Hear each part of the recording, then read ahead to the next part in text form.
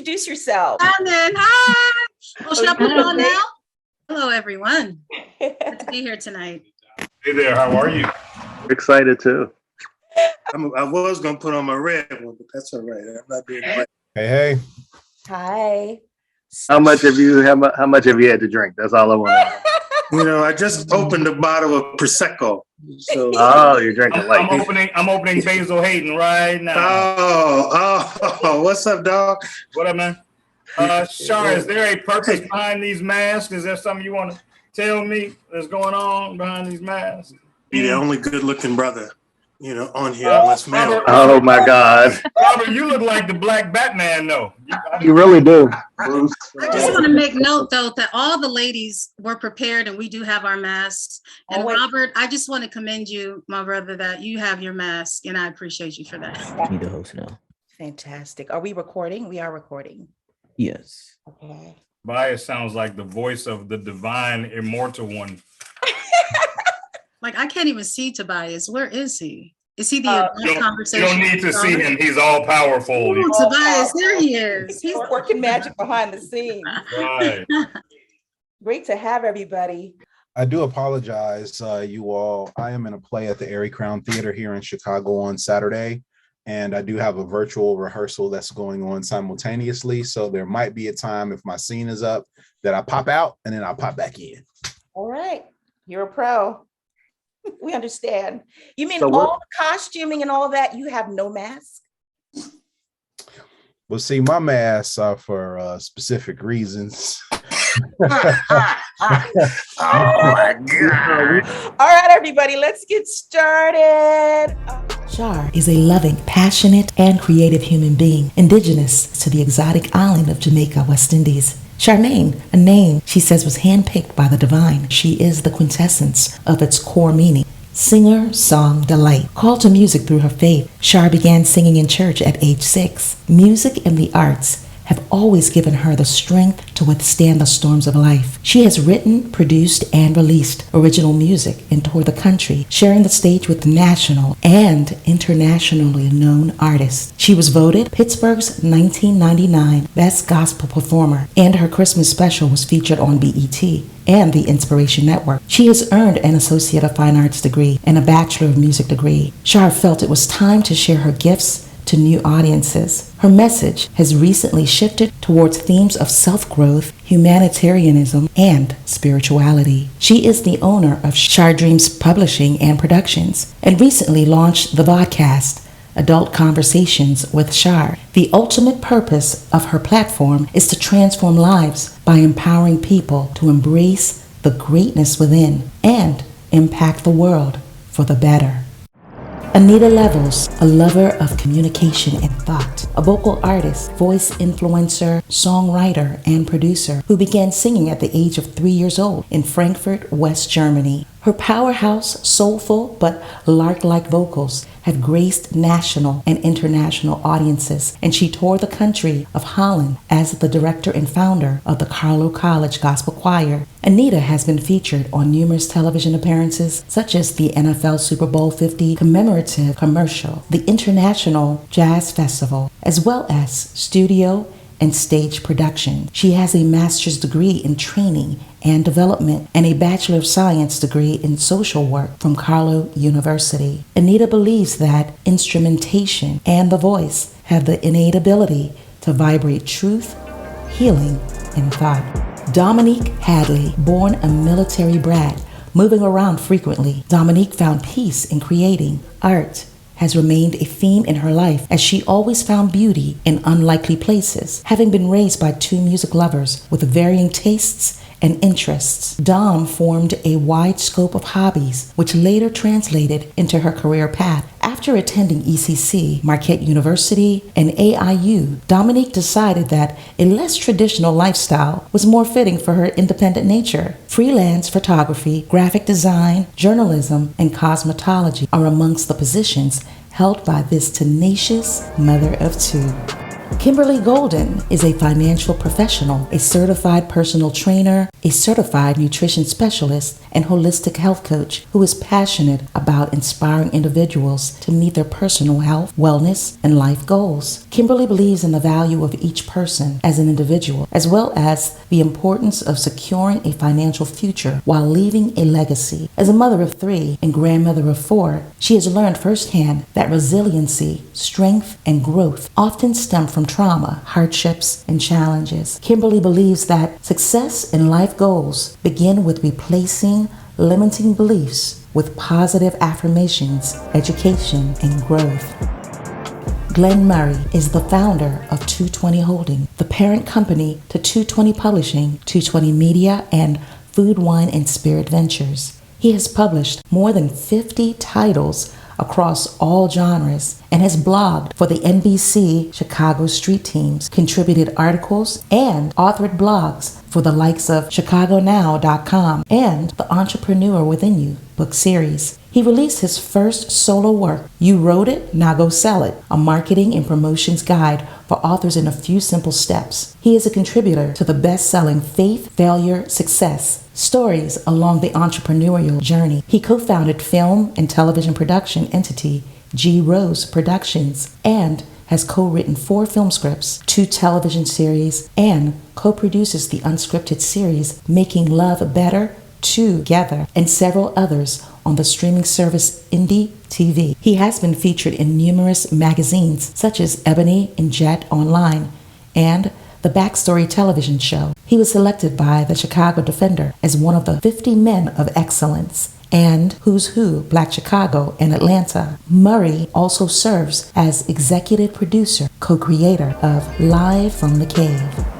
Mel Roberson, the voice of reason, is a 6-time Amazon.com best-selling author. On 5 projects, he was a contributing author. His first solo project, 31 Amazing Life Lessons of Joshua Stokes, hit the Amazon bestseller rankings in several different categories. Mel is a Chicago native and delivers professional development seminars for corporations and organizations across North America. Born and raised on the south side of the city, he is the perfect combination of street smarts and book smarts. He holds a bachelor's degree in political science and an MBA in management as well as human resources. He currently serves as the network vice president of Illinois, Missouri, and Kansas for a company called Legal Shield. In the evening, he is an accomplished actor and an award-winning poet and spoken word artist. He's been on shows such as Chicago PD, Empire, and The Chi. He believes that his most important job on earth is to be a father to his beautiful daughters. Robert Hazzard Jr., the lover of life, managing director of the Hazzard Group, is considered a business equalizer in the area of innovation and technology. His consulting firm is dedicated to helping companies solve their business problems using mobility solutions. Robert Hazzard is an example of loving life through his travels and connecting with others with his love of food, drink, and great conversation. Curiosity ignites his soul to the many possibilities of how things can come together. He discusses all these possibilities and more on his podcast coming soon, The Way I See It. Robert's office is in Chicago, Illinois, but his reach and client base expands several major cities. You can find him on all social media platforms.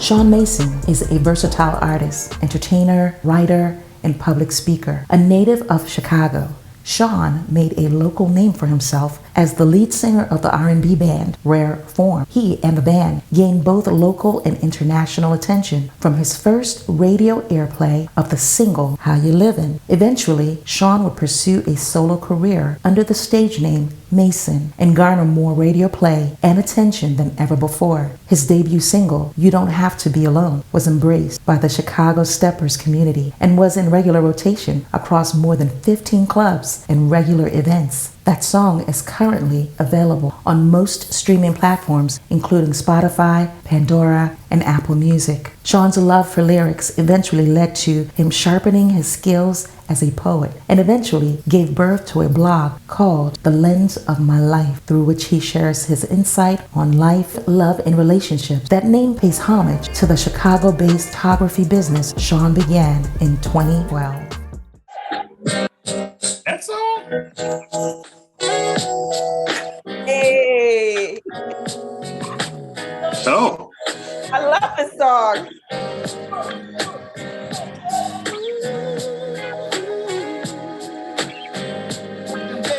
After the chorus, you can fade out.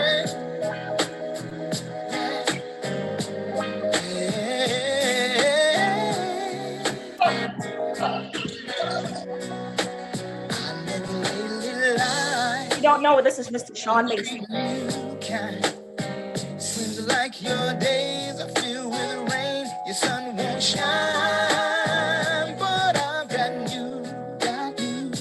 news for you. Yes, I do. I'm like your angel of love, girl. I've come to see you through. So when you cry, let me wipe your tears. When you're scared, I wanna be there to calm your fears. Thank you so much. That was so sweet of you. Thank you so much. I did not know you were going to do that. That was. I was going to spring it on you and ask you to actually sing it live for us, but I was like, let me not do that. Oh, you could have done that. I would have been all right. Okay. That's great. I like that, Isn't that Shawn. beautiful? I love it. Thank So you. happy New Year, everybody, and welcome, beautiful people. Well, ladies and gentlemen, let's take off the masks and have a real conversation. So I'd like to welcome the Indie TV cast of, oh, you know what, Mel? You know what? Messing up my flow. I'd like to welcome the Indie TV cast of Live from the Cave. Welcome to the Parlor with me and my beautiful ladies. So good to have you. So I have an thanks for having us. Yes, thanks for accepting. I have an icebreaker because I don't know whose brilliant idea this was. I was scrolling through social media last week, and somebody had the nerve to write, it's insulting to say the woman's place is in the kitchen. Other parts of the house need attention too. What's up with that? I think we know who said that. Look, I'm not gonna Sounds look like one of our over. producers. Ladies, what do you have to say about that? Did you hear it? Not a damn, I don't have anything to say about that. So can I just jump in here and say that that is not a post from anybody on screen. Right. One of Gina. No, that is there's an ongoing culture of parody that one of our producers does on social media, and so he always, probably weekly, he posts these primitive things that are, they're like, I mean, there may have been a time when it wouldn't get your head chopped off to say things like that. Like none of us were born, at that time. But he's a happily married man who likes to stir the pot. And his wife, as he will tell you, is from Detroit. So he doesn't mean any of that, because she will drag. Can I curse on here, Shawn? Can I curse? She would drag his ass all over their house. So that's just something that he does in fun. And as Mel would say, the thoughts and opinions are not those of the cast of Live from the Cave. That's good to know. That's good to know. I was like, oh, this is going to be a long night. Yeah, I saw your attitude well up real quick. I was like, okay. Let me shift my seat. I'm like, ooh. Like, I ain't got nothing to say about this. I'm like, that doesn't deserve air at all.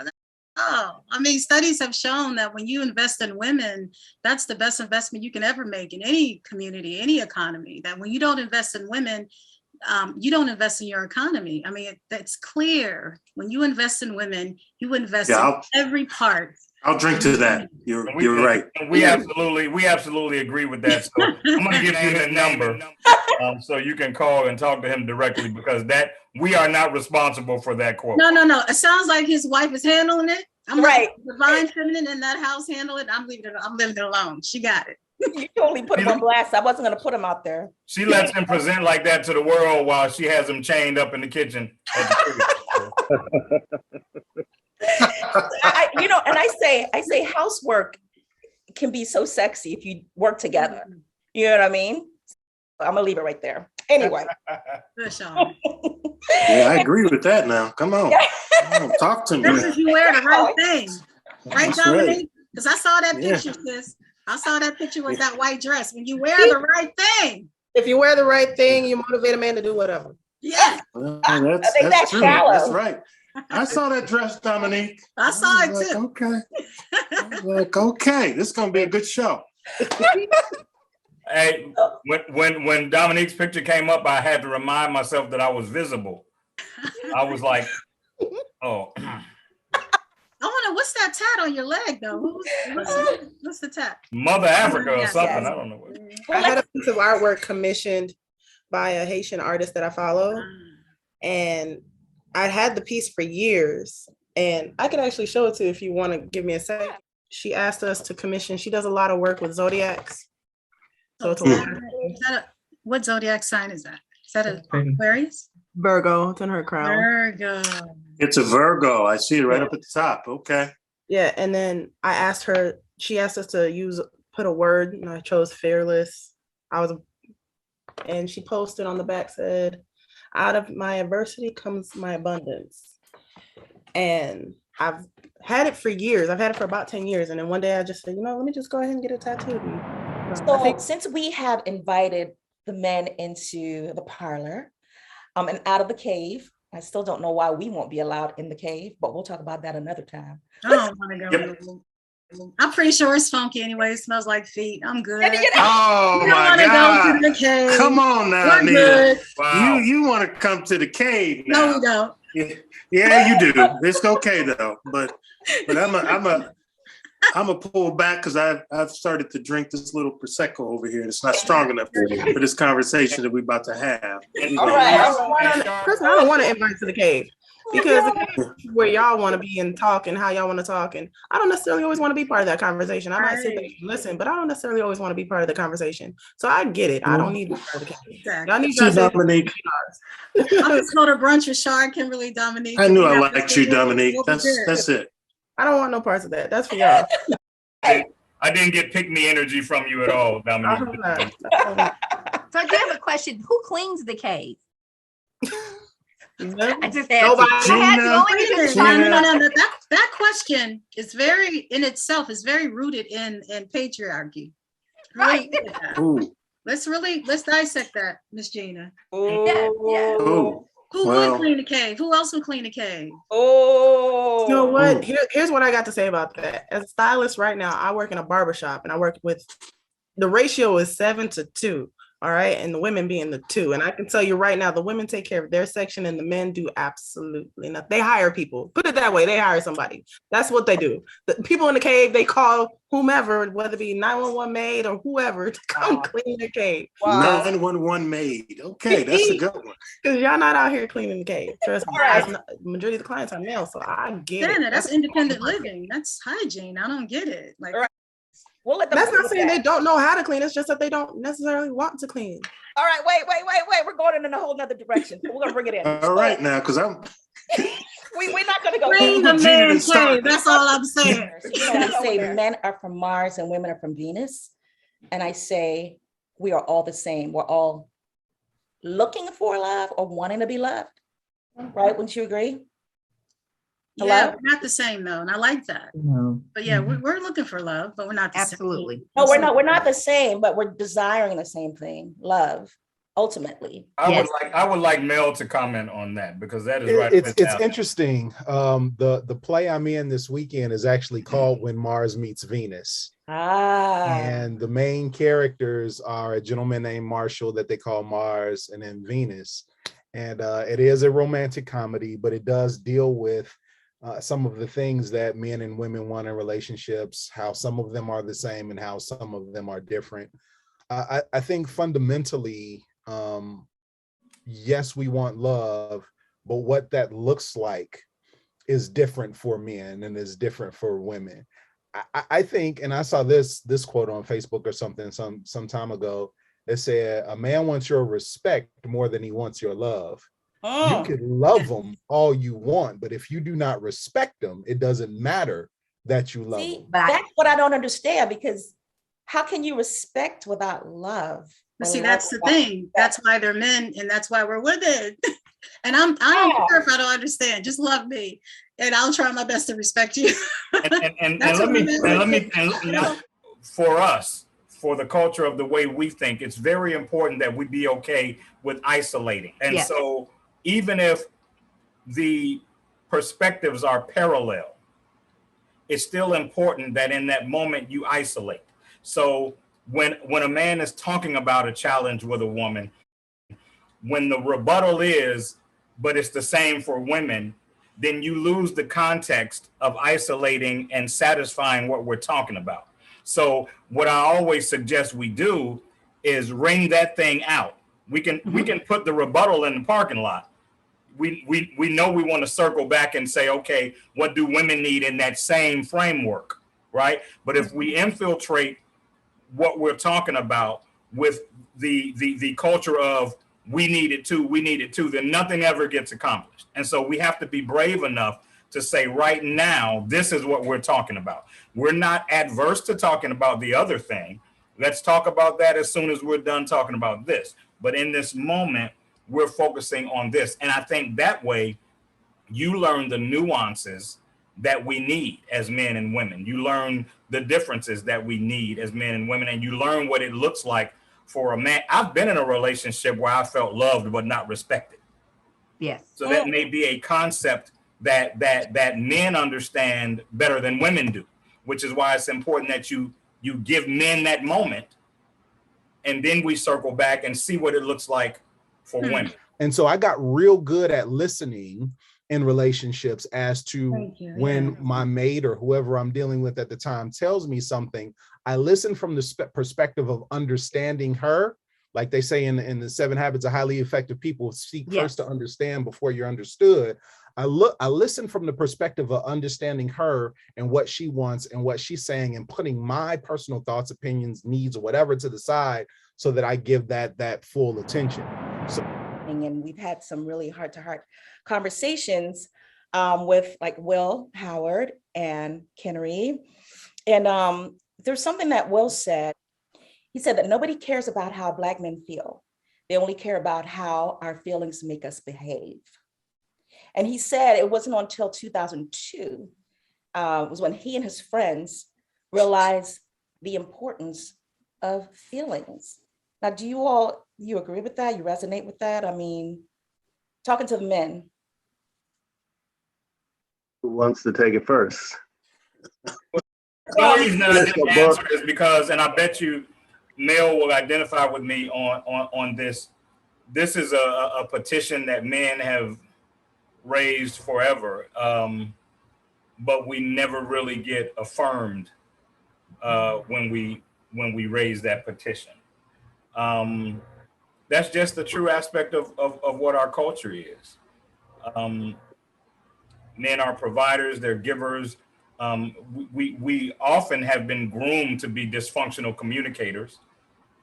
We don't get compassion for being dysfunctional communicators. We just get dragged for being dysfunctional communicators.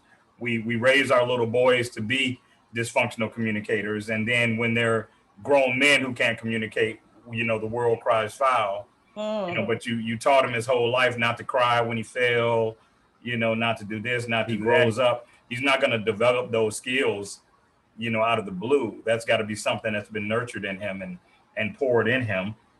So it's an unfortunate part of our reality, and not to use it as a segue, but that is how the cave was given birth to, because men are actually seeking a place to be affirmed and not judged, and not put in a box that that somebody speaks about because it affirms them. Like I'm somebody who's very public about hating the phrase real woman, real man. Like you don't know what a real woman or real man is. You know what a man or a woman that has affirmed you is, and you know how that feels for you. But I don't know what it takes to be a woman. So I certainly don't know what it takes to be a real woman. So you're never going to hear me say something like that, because the only thing I can speak to is the women that I've experienced and how they've affirmed me or left me feeling less than affirmed. So the reality is men are just seeking a space to do what you guys have done forever because it's been organic and natural for you. No one has ever challenged your womanhood because of your ability to communicate. But a man can communicate too much and suddenly he's weak. He's soft. You know what I'm saying? And so men pay a different price for being the same kind of communicator that a woman can be. And I'm a communicator, but I will tell you this: the minute that I meet a woman who is trying to stifle the reality that I feel, that I have an opinion, that I'm a communicator, that's the last time that I spend with that woman. Yeah, a lot of men from age 5 on are told be a man. Your brain isn't even developed enough to grasp what being a man is at that age, but you've been told that. So by the time you get 25 or 30, whatever fragments you've picked up of being a man, which are probably bad, that leaves you as an adult human that's actually short of understanding, comprehension, feeling, emotion, and a lot of things that you left behind because you never learned them. We just wrote a whole book, and it's not a plug for the book, but we all just wrote a book about feelings called Lessons for the Little Boy, where we all talked about feelings and emotions, and we shared. Read it. I got my copy. Thank you. But it was a very deep book. A lot of us went way down a road that we hadn't gone before to express those feelings. And to Shawn's point, being a man isn't about thumping your chest. It's about reaching into what's in your heart. Thank you. Thank you, Robert. Boy, I feel like I have to say something, that they have been prolific with their thoughts there. And but I think that Shawn's kind of said it best. Really about communication, I think one of the things that I'm big on is communication. And I want to hear you as a woman, but I also want you to hear me as a man or as a person. And we can do this kind of dance together.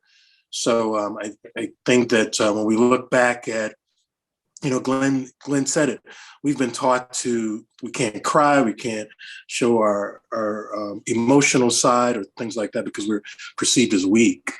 But really, can we just get along? Here's some ways that we can get along and hear each other. And here's probably the most important piece of it. There needs to be a yielding that happens when we're talking about relationships or talking in general. Because even if you look at stepping as an example, which is very popular in Chicago, it is a dance where there can't be two leaders in that whole process. Somebody has to trust the other person that they're going to lead them and spin them in the right way. That's all about communication, in my opinion. Good, thank you. Ladies, do you have anything to add to that? There you go. I shut them down. Nobody's got anything to say. Nobody's got anything to say. This is good. No. I want to hear from Anita because I'm a little scared of her. She had on the black mask earlier too. Nita got me a little scared. I saw the hyping, so I'm sure her husband is dealing with whatever he's dealing with. But she got me a little scared right now. I'm a little. Actually, I'm a little scared of Dominique too, but for different reasons. Yeah. And what are they saying about us? We're not what? You're not scared about us? Well. Dominique was like, y'all can have that. I'm not interested in that. It was just like, well, we want you to understand why. Like, let us tell you why we feel that way. Okay, I'll say this. I completely and totally understand why men need that separate space. I mean, as time marches on, women are able to do a lot more, are being invited to more male-dominated spaces. More and more, even in the world of sports, you even see it. The fact that women are becoming bigger and bigger sports lovers and things like that. So yeah, obviously men need their space where they have that.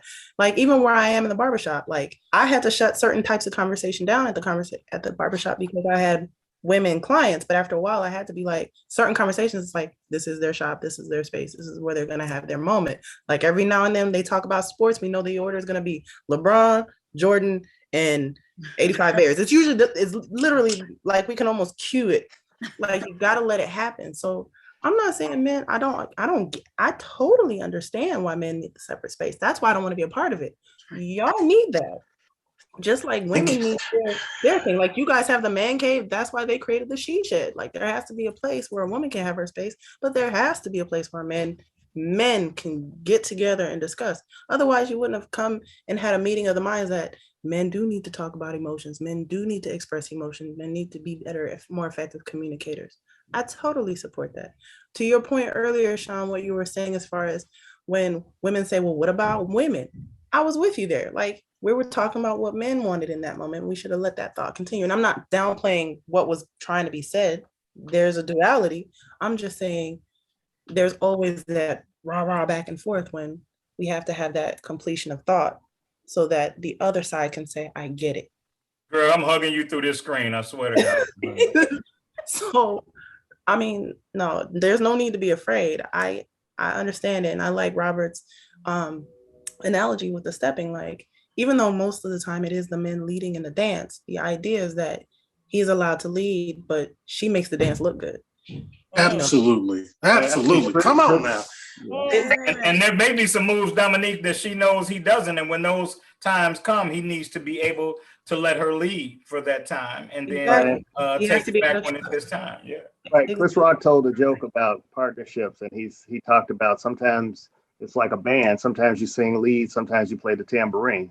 But you better have that same energy when you're behind her playing the tambourine that you were when you're out there singing lead. You better play the clap of that tambourine. That's right. While she's singing lead. And that's what a relationship's about. That's a partnership. That's a dance that you're dancing together where both of you lead.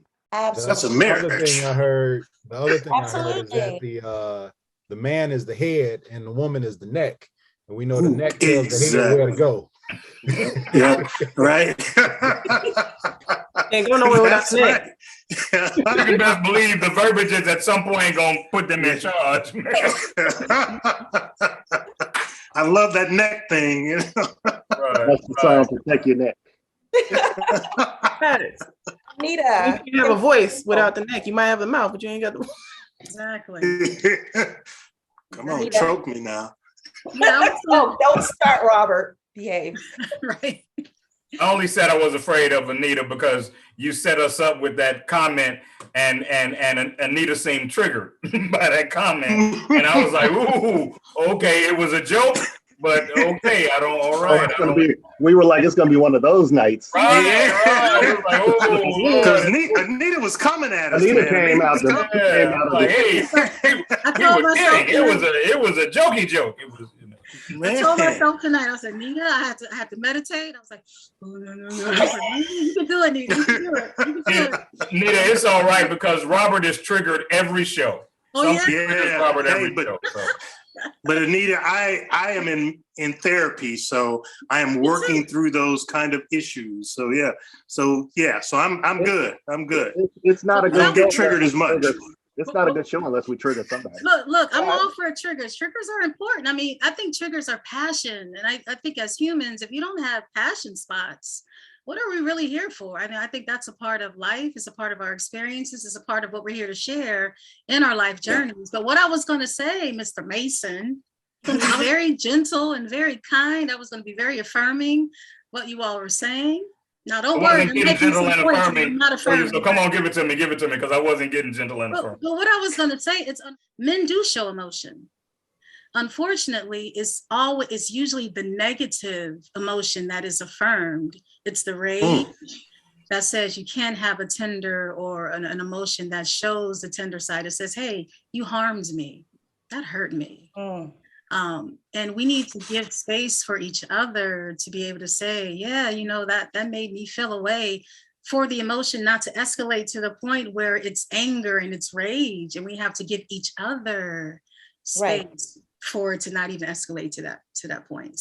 So I'm glad that you all have the man cave, and I'm glad that as women we have our brunches, so that we can have those spaces for us to talk about what's going on in our lives. That's what I was doing too.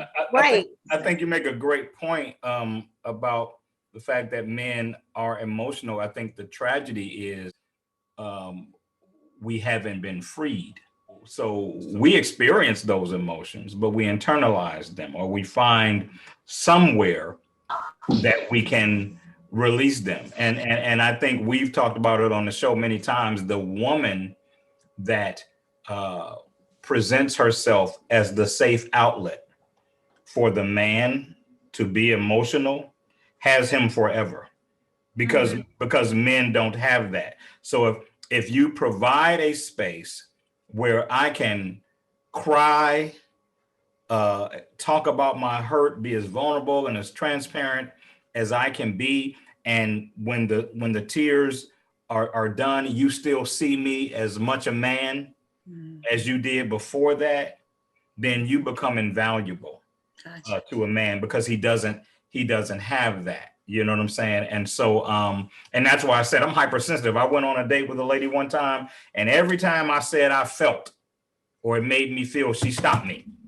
Said, no, you allowed it to make you feel. And I knew before we were done that there would never be another date. Right. Because I want a mate who affirms my feelings and who's okay with that, and who doesn't think the fact that I feel makes me less masculine or less of a man. You know what I'm saying? So as a matter of fact, it's extra gravy, because the truth is, and I hate to say it, most of us are dysfunctional. Most men at this stage of life, they can't communicate. They aren't comfortable communicating. And I've learned that when women will ask and ask and ask for that man, but then when they get him, then they realize how foreign it is. I've never had that before. Then you don't know how to navigate. And so the man will then go back into his cave, no pun intended. That is true. Well, I have to say this. I'm listening, and I'm not making light of anything you're saying, but it's so funny. I was married for 23 years, and I was the one without the voice. I was the one that wasn't allowed to express my feelings. I was the one that was never heard. My ex-husband, he was, it was a family of 10 kids. And so you can imagine what life was like to them, where everybody had to like be boisterous and loud and yelling just to be heard. Jump in, I picked that up watching your show, Char. Everything you're saying, I picked that up. Just had a question. So when a woman does give that space of safety for able to communicate. Oh my God, Kim, when you speak. That's safe. Why did you wait for so long? This is like, we've been waiting for this now. I like that. It's 8:50. Between her and Tobias, I think we need a radio show. What the hell? Right. What? Come on, Kimberly. Go on and speak into that mic. Okay. I just does open up that space. Why is it that oftentimes men do not take advantage of that space? There's so many men like Shawn. I think you are kind of a different kind of a guy, because most men that I've met, you can give them that safe space, but they still won't speak. They won't speak from their heart, or they'll give a very short answer. So why is it? I'll jump in this one since my scene is not up right now, and I apologize. Like I'm listening to this conversation, and I got play rehearsal going on in my ear. Don't apologize. It's okay. This right here is a phenomenal question. I think that there's a few reasons, and there's no cookie cutter. Everybody's different. It's a case-by-case scenario. But a couple of things have happened. Number one, usually if a man is like that, it's because we've never been introduced to a woman that generally provides that space. So it's a new thing for us. And if it's a new thing for us, we're like, hold on, what is this? What's going on? You know, is this really a safe space? Or is she going to take what I say and weaponize it against me at another time? So that has a lot to do with it. The other thing, though, too, is that society generally has not taught us that we have a safe space for that. It's not the norm. So when we encounter things that are not the norm, we're like, what is this? How do I operate in this space? Is it okay to operate in this space? And it really takes some communication between both people in order to get them to realize that, all right, this is good for both of us. This communication is going to help the maturity of the relationship overall, and it's cool. But we got to get to a point where we understand that it is cool, because it's like doing something scary for the first time. You know what I mean? It's like when a kid gets a new dog, first they're like, oh, what is this? Is it gonna bite me? Right? Until they get used to the dog, and then they're like, oh, this is it's cool to have a pet, right? A lot of times we just don't know if you're gonna bite us or can we pet you. You know what I mean? Is this gonna be an attack? Or again, like I said, something to weaponize against us later, or is it all right for us to operate in this space? And how do I operate in this space? If we've never had that space to operate in before, it's like, what is this? How do we figure this out?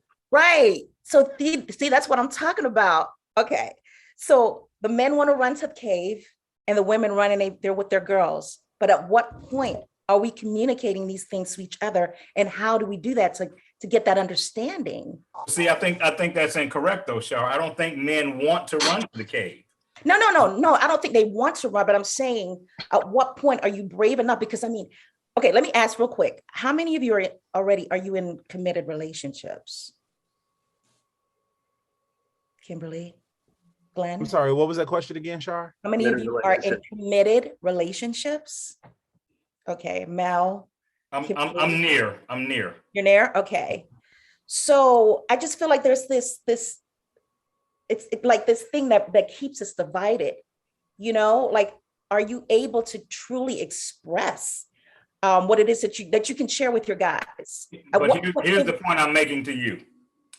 I can guarantee you, without asking Mel, when he raised his hand, that means that person provides that space for him.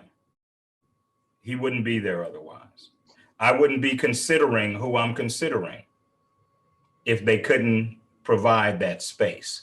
So the reason that I jumped on it when you said we run, it's not what we want. We want that person that we feel safe with. That's our first option. That's what we want. Everything else we do is secondary. We created the cave out of lack. We didn't create the cave out of boredom.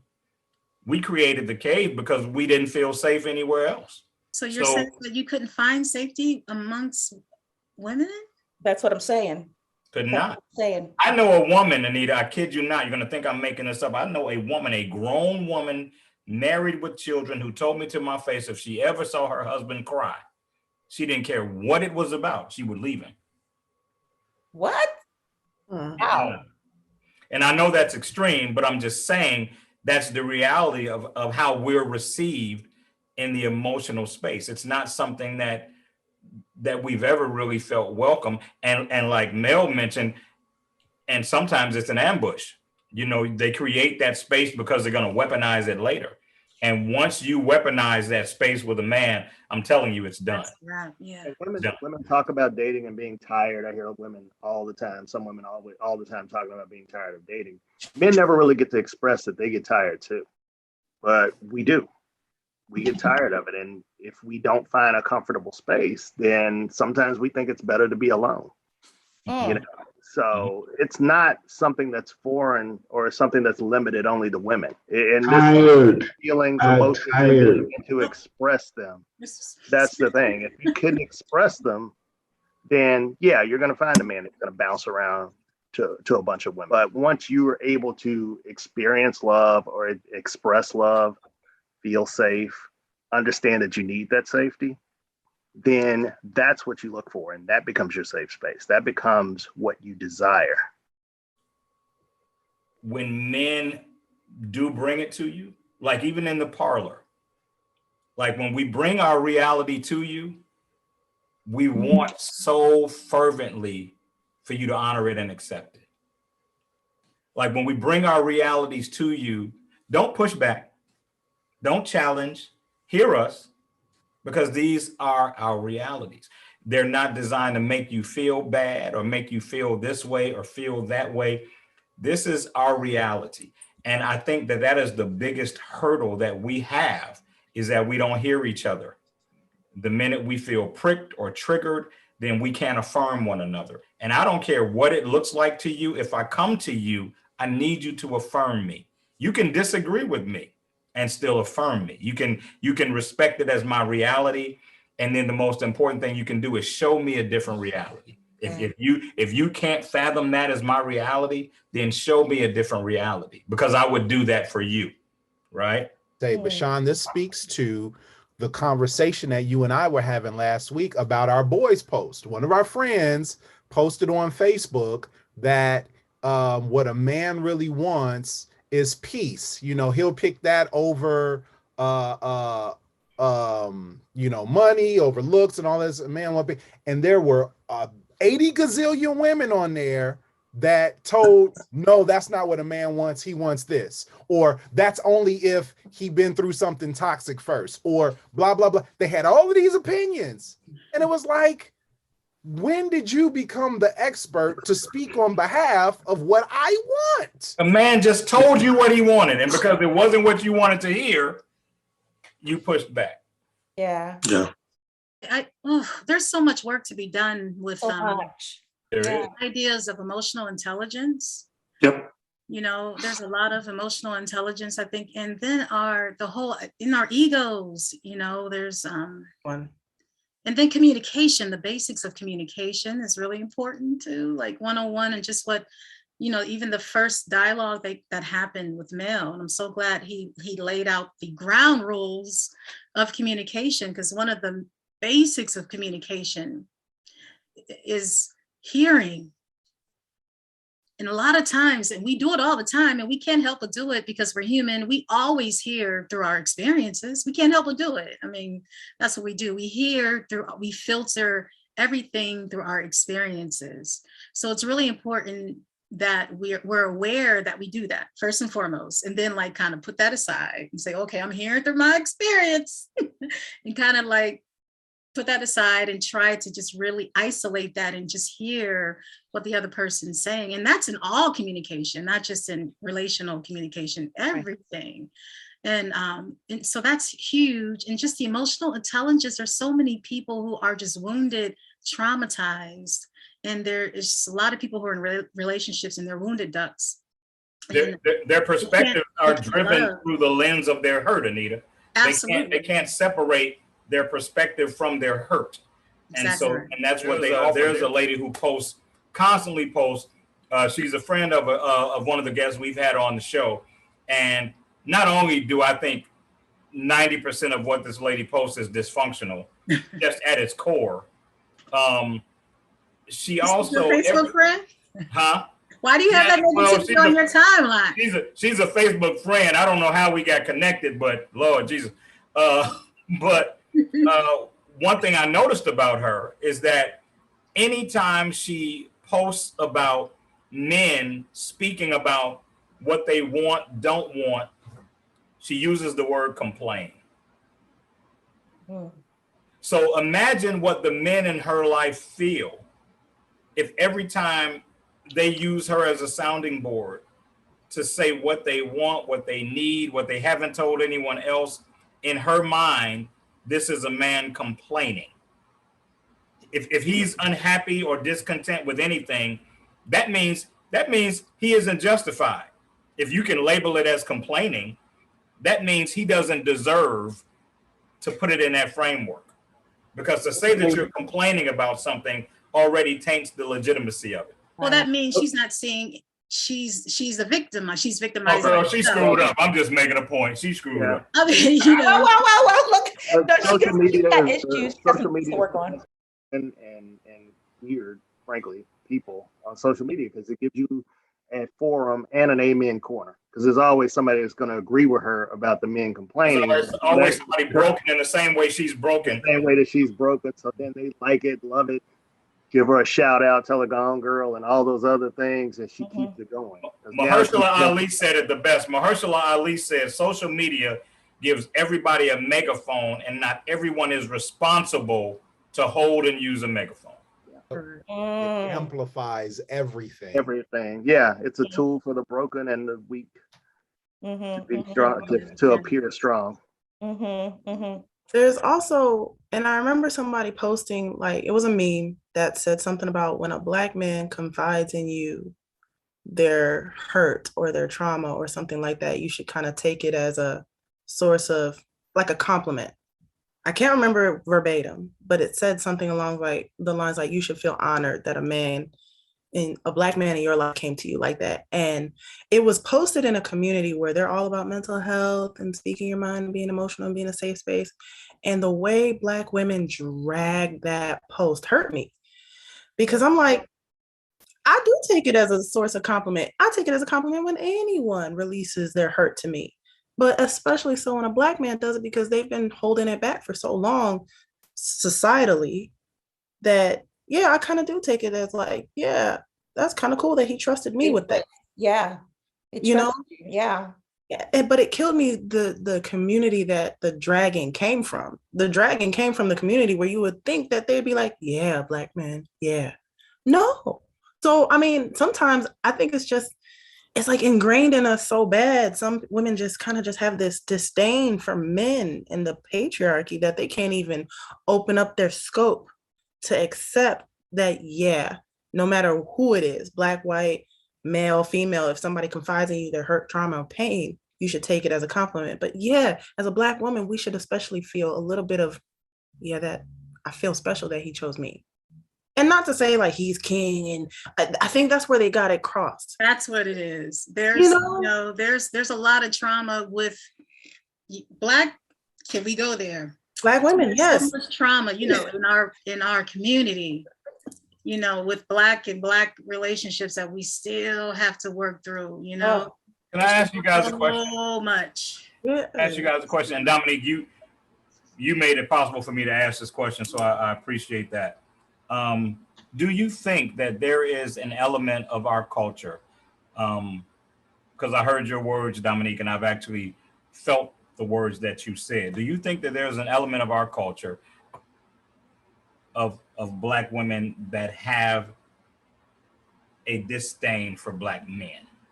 Oh, absolutely. Yeah, I'll say yes. And I hate to say it, and the only reason I say it is because you don't have, and you, Shawn, are a surprising anomaly to me, because and I'm not saying that to downplay the other brothers on the podcast right now, but the things that you have said, I'm like, dang, I wish I'd had that. I wish this person had been this way, and this person had communicated effectively when they felt this way, because it's not often with Black men that you'll get Black men saying, I'm hurt and you hurt me because, and I feel this way because. Right. Instead of saying that, they just act on the anger. Right. And you have that in the majority of Black men, especially between the 18 to 35 bracket. Nowadays, the younger people are starting to get it. Yes. But like this 20 to and beyond group, the 25 and beyond group, they're still not quite there. And like I said, I work with a lot of Black men who feel that same way, and Black women are dating these men constantly and constantly getting hurt,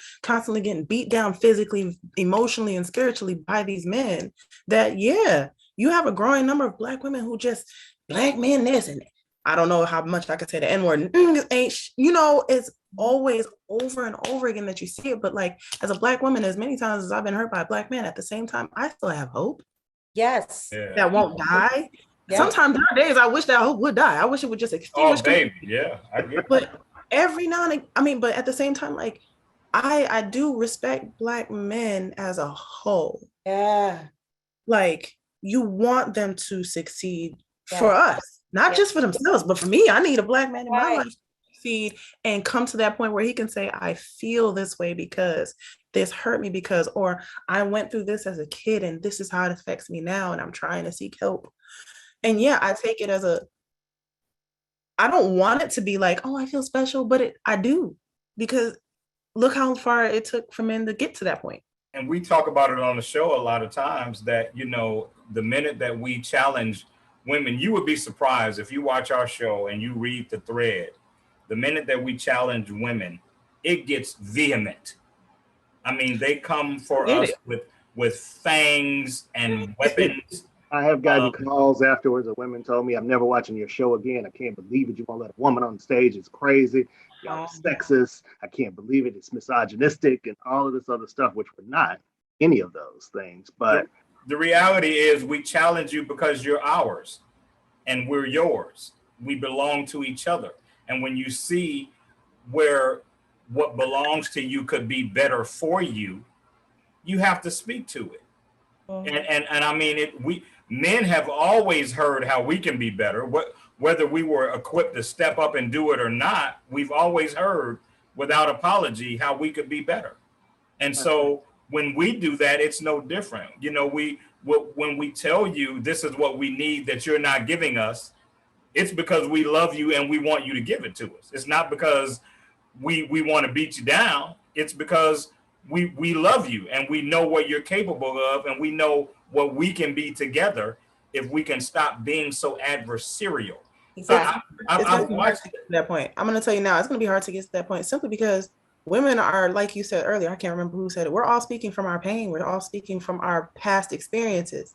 And instead of removing the emotion, and my thing is I remove the emotion and the sex out of it. I see you as a person, a being created by whomever, universe, God, spirit, whatever, as a person who's going through a human experience. That right there breaks it down a little bit better for me, because if I sit with the patriarchy or if I sit with how someone hurt me, then my opinion of that person's situation changes, it's skewed. So it'll never get to that point. I'm sorry, not everybody's going to be able to, and I'm not speaking to myself personally, I'm speaking to what I know works for me. If I'm not able to separate those two things, take the fact that he's a Black man out of this, take the fact that he's a Black man who could potentially have hurt me because I've been hurt by Black men before. Let me hear what this person is saying. Right. Then I can meet them in the middle. Then I can meet them at the plane. Exactly. Kennery? Everyone can't do that. Who's that? Right. Is Kennery still here? Something he always talks about when he's on the show is empathy. Yes. Empathy for both sides. Let me move this in another direction here. So, like I said before in the beginning, everybody just wants to be loved, right? That's simple. So the art of making love, how often do we think of that? The art of making love starts before we take our clothes off. I know there's so many men who've approached me who they hide behind their money. They hide behind things. I said there are so many men who approach me. Stop it.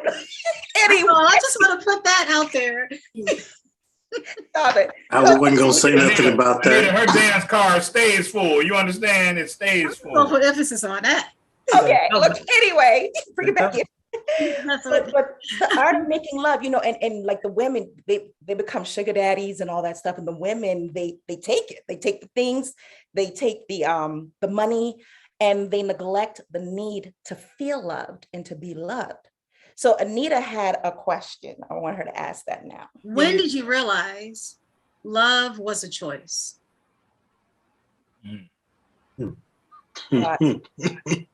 Have you realized love was a choice? Actually, Robert, this might be good for you. If you think that way, maybe you don't have that idea. Maybe you don't feel that way about love. Well, Robert, you've been married how many times? I know you talked about it on your show. Robert's been married 17 times. 13 and counting. 13 and counting. Wait, for real, how many times have you been married? Some of them at the same time. A lot? I've lost count. No, I'm kidding. I've only been married 3 times. Don't let them guys mess with you. So love is a choice. When you say 17, then you can say only 3, and it don't seem that much. Yeah. So maybe that's yeah. So hey, Shawn, buffering. You got to put buffer. Don't be your friend now. That's a good friend. So what was the question? now that we talking about how many times I've been married, because I'm paying attention, Robert. Robert looks at marriage like spades. He's been married 2 impossible. He's counting books right now. I'm a big risk I'm looking player. for my next ex-husband right now. I ain't mad at you, son. I heard that, Anita. I heard I ain't that. mad. Hey, next ex-husband, Anita. Oh my look, God. life is good. Life is too good to just have one. You gotta just keep it right. Anita, that's my line. Well, what's that chip? You just can't have one? Like, it's like Lay's, Yeah. Right. Yeah, that is. That's a potato who's chip. single, never been married? Who's married? That's a potato chip. Married, divorced? So I was married for 23 years, divorced. Robert, divorced. I've never been married. Anita, you're divorced? I am. Dominique? Married twice, divorced twice. Okay. Dominique, you look like you're 18 years old, girl. I wouldn't think that you had enough time to have 2 boyfriends, much less 2 husbands. God bless you and keep you. Mel is not here, but I know he's never been married. Kimberly? I've been married and divorced. Married and divorced. Glenn? Does Janet Jackson count? No, Negro, she does not. Neither does Sanaa Lathan, right? In my all right, then it was 2. It was 2, but so Shawn made those rules. None, never. Ever? Okay. I was just curious. Okay, Robert, Shawn, I don't have a takeover spirit, I promise. Robert, the question was, Robert, I feel like I'm in the cave. Love was a choice.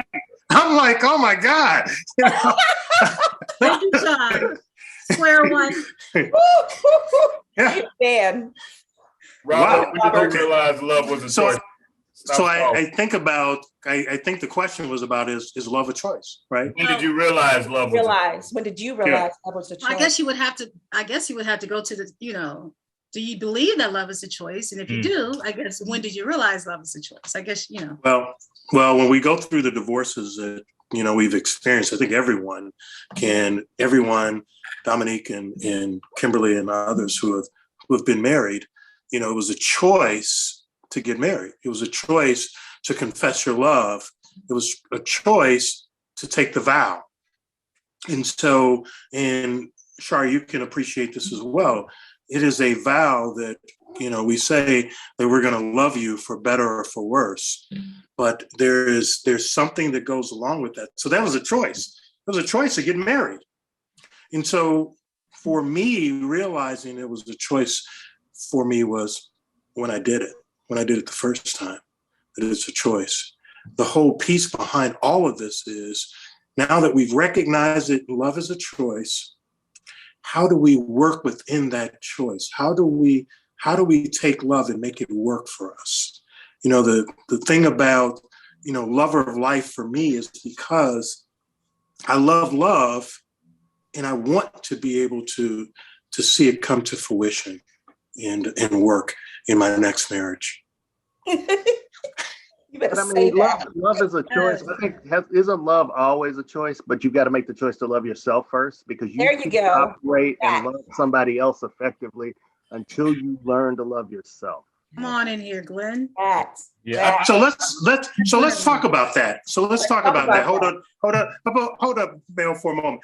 When we love ourselves, so when we come together, everybody should be loving themselves when we come together in relationships. Should be, but they don't. They don't. And here's the other thing. We don't always know that, though. We don't know that. It's levels to this shit. So it's levels, because most times we don't know ourselves. Right? Would you agree with that statement? Right. Yeah. And we've talked about it as we get older. I'm just now 22. So as we get older, it is hard for us, because we've built up these behaviors, these things. You're 22. He was a child husband. You heard a child bride, he was a child husband. So all these things that we build up, we carry the baggage and the other stuff, and so we get better at carrying that baggage, is the point behind that. Isn't that. it a part of the lessons of life, though? Isn't that a part of living? But do we learn the lessons? Exactly, Anita. Exactly. Life happens. You have to learn to carry your own baggage and stop handing it to other people to carry for you. That is part of growing up and part of being in a functional relationship with somebody. I couldn't come to somebody. Dysfunctional relationship with yourself. And dysfunctional sometimes, yeah. But I couldn't go be mad at my girlfriend because Janet Jackson broke up with me. Right. In my mind, we were together. Like, come on, Denzel.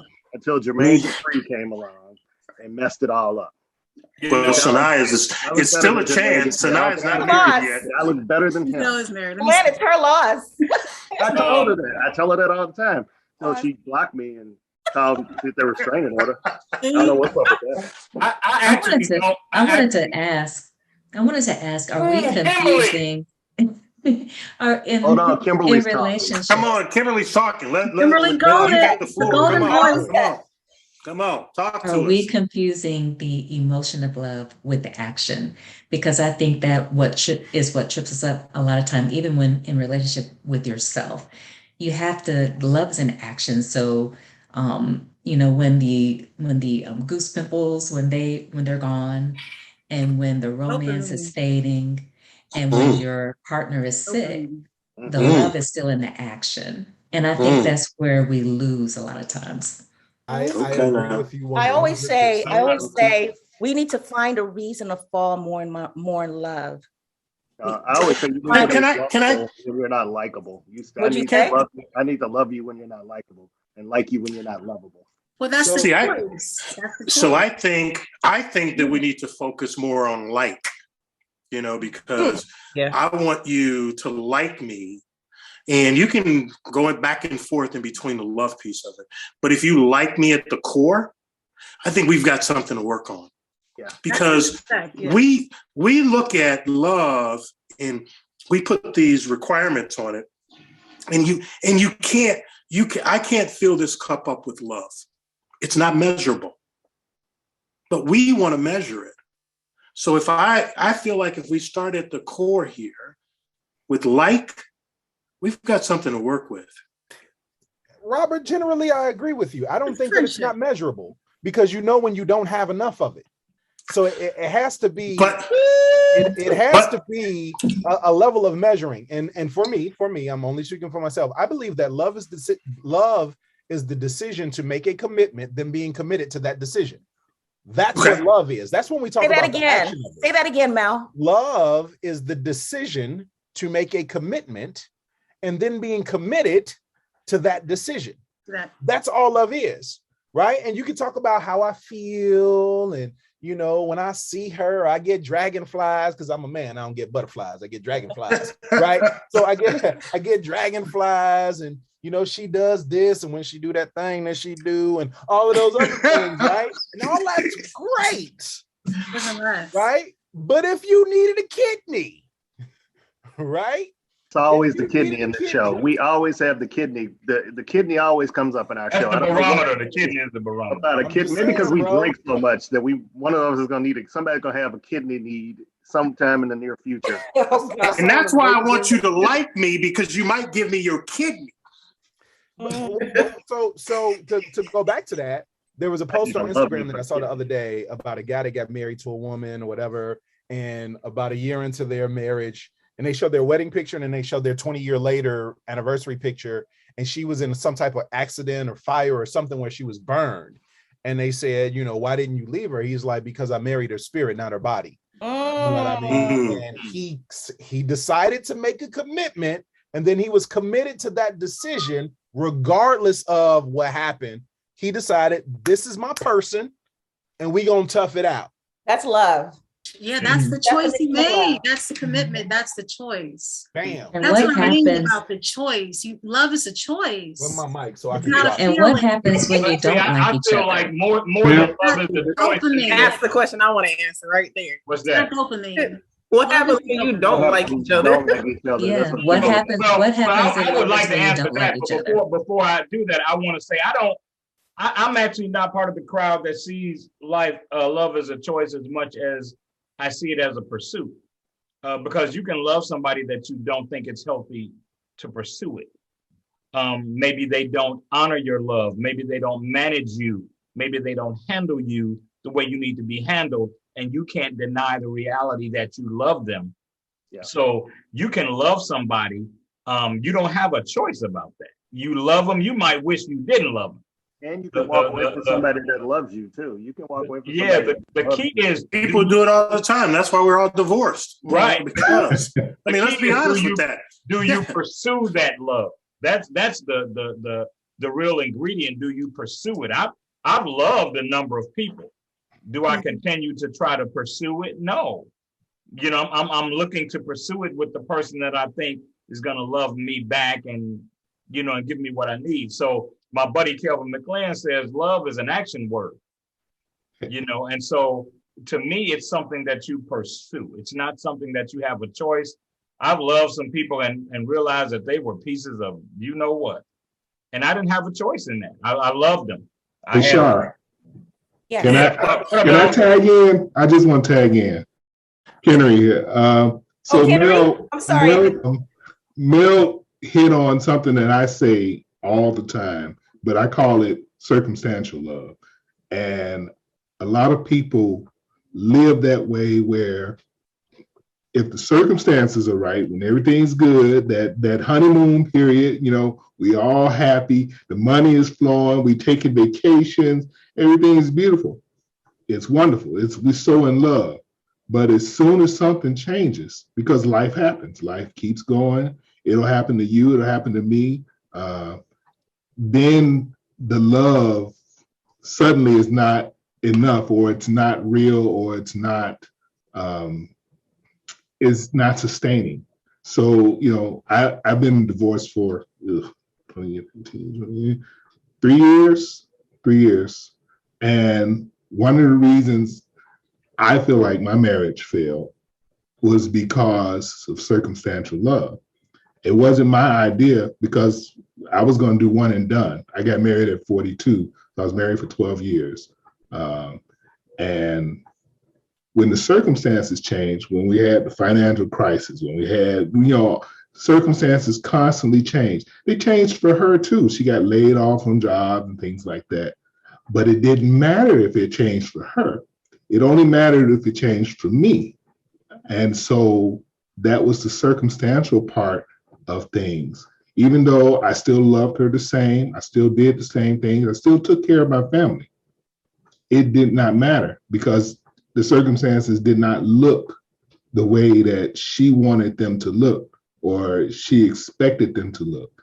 And so if I had done that, when we got married, she had, I'm gonna give you an example. She was in a situation where she had gotten her tubes tied, but she was still young enough to have children. So she decided, well, I'm married now anew, let's undo this and let's try. It didn't happen. That was fine with me. I was good with that, because I knew what went into all that. It wasn't in God's plan. But what if I had decided, well, you can't give me children, so I'm gone? That's circumstantial love. That I didn't marry her and love her because she could possibly give me children. That spirit of that person is who I fell in love with and who I want to spend the rest of my life with. And I think a lot of time we get too wrapped up in circumstances that can change for any and everybody overnight. We see it happening all the time. And we especially saw it during the pandemic. So many people's lives and their circumstances changed. And I just wish we could learn better to throw away circumstantial love as best we can. We're human. So like everybody has said on this panel, we look and we judge things through the lens of our experiences. However, the only way we can grow beyond that is to make the effort. And we've got to stop reacting to life in a bottled way that everybody says that we should, if we want more out of it. Well, thank you for that. That's awesome. Compatibility. Do you think you were actually compatible to be together? Well, I don't know. I don't know what that really means. I think that, just my opinion, because I never got any real closure. I don't know exactly why I got divorced, so I don't know if compatibility was a problem. But what I will say is, I believe there was an agenda to make me into someone else. And that agenda was coming from outside of our house, our four walls, our bedroom. It was coming from family. It was really coming from family. She had a very strong family bond where I would always have to say, well, I don't actually feel like I'm inside. I'm an observer from the outside, and I felt that way for 12 years. So it was not really surprising that. That's a long time. Well, I didn't recognize it until maybe 7 or 8 years in. It's like, this feels weird. But, I can't say whether compatibility was an issue, but my sense was that she was trying to move me into being an unspoken different person. So. That just tells me you weren't compatible. Right. I didn't know that though. Yeah, I've been there where I was in a marriage where someone was trying to make me to be, he wanted to be a deacon of a church. He wanted me to be the deaconess. He wanted me to eventually be the mother of a church. It was just too much. Like, I didn't come into this relationship for that. Now I have to present, had me dressing a certain way, so much so that I almost dressed like his sister, which was really weird. But that just let me know. Right. I know about that. I'm not that person. I've never been that person. So when I started to actually be more myself, it was like, who is this person I married? It's like, well, this is who I've always been. I'm just not being the person you wanted me to be.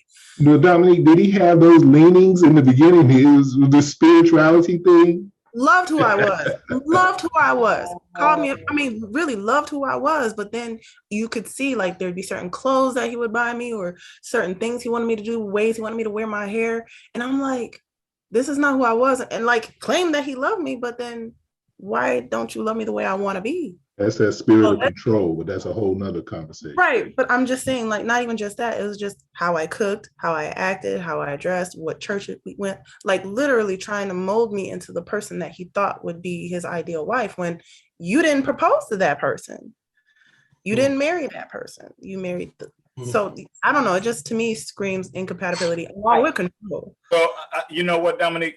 I don't know if it screams incompatibility as much as it screams the reality that people can have an agenda and you not know it. And so they can let you in because they think you are moldable. They can let you in. Like, for example, and I don't say this out of ego, but I'm a person that has gifts. And I've actually been chosen based on my gifts. But when somebody chooses you based on your gifts, they're choosing you based on where they think your gifts will lead. And so if you choose somebody based on their gifts and the gifts don't take them where you think they're going to take them, then you ultimately feel cheated. You feel shortchanged. And so I've got some gifts that 20 years from now, if you'd ask any of my circle of friends if I wouldn't be a rich superstar by now, they'd be surprised, right? And so I've had people choose me based on that. And when the divine didn't write that chapter, then they're like, oh, that's not what I signed up for. And that's why I tell women, don't ever date a man based on his potential. Date him because you can accept him where he is right now, today, if nothing else changes. If you accept him based on where you think he's going, you don't know where the divine is taking him. And so if the divine doesn't take him there, you're going to feel like you got cheated, you got shortchanged. I need you to be able to love me right now, today, where I am, my present struggle with what I have and what I don't have. Don't Bishop Mason? I'm just saying, you know what I'm saying? Like, don't love me based on what you think, what you think my life is going to be in 5 years, because neither one of us knows that. I could walk out, get hit by a truck, anything. You know what I'm saying? So, and I think that, and it's rare that I will make a distinction between men and women, because I think that's one of the things that hurts us, that we're so quick to say men do this, women do that, men think this, women think that, when most things are human frailty, right? We speak to men and women because in this case, we're heterosexual. You don't date women, so you can't speak to that. You know what I'm saying? Like, so you can only speak to what men do or whatever. And so we have a real big problem with that. So come on, no, come on, Anita. And I'm just going to say that too, and what I'm hearing also too, because I know I was in that kind of dynamic with my previous marriage too, that a lot of the relationships I've been in, not just even romantic, a lot of them were just transactional. Like, what can you give me? I'm not going to give you. They weren't really relational. They were just really like just transactional. Just like, what can you give me? What can you give me? And you really realize, like, I feel empty. Why do I feel empty? Yes. What's missing here? Oh, you don't really love me. You're just trying to get what you vampire. Look. Like what you said, you see the gift. You love me for my gifts. You don't love me. You just love me for my gift. That means when you love me for my try not to say it. That means when I end up in the hospital, Anita, and I need somebody to come and sit with me, you're going to be annoyed. Right. Because you would rather be hanging out with Dominique. Right. You know what I'm saying? Like, you know what I'm saying? So that's why you can't love somebody based on that. You've got to find out who they are as a person, and decide, okay, if nothing changes in this person's life after today, I'm still as committed to them. This is who I want to ride this with. It has nothing to do with what I see their life as 5 years from now. Now, don't get me wrong. Some people are hardcore entrepreneurs, business people, money chasers, bag chasers. I get it. That's not me. Like I don't want to live a life where I get up every morning and all I'm thinking about is the money I'm chasing that Yes, day. Shawn, that's just not the life I want. And I don't have a problem with people who want that life. But prioritize. prioritize. That's not the life I want, right? You know what I'm saying? Like, that's just not the life I want. Now, am I ambitious? Absolutely. Am I gifted? Absolutely. Yes. But am I somebody who goes to bed and wakes up every night going, "Ooh, I got to get the bag. I got to get the bag"? No, I got to live, because it's more living and not chasing a bag for me.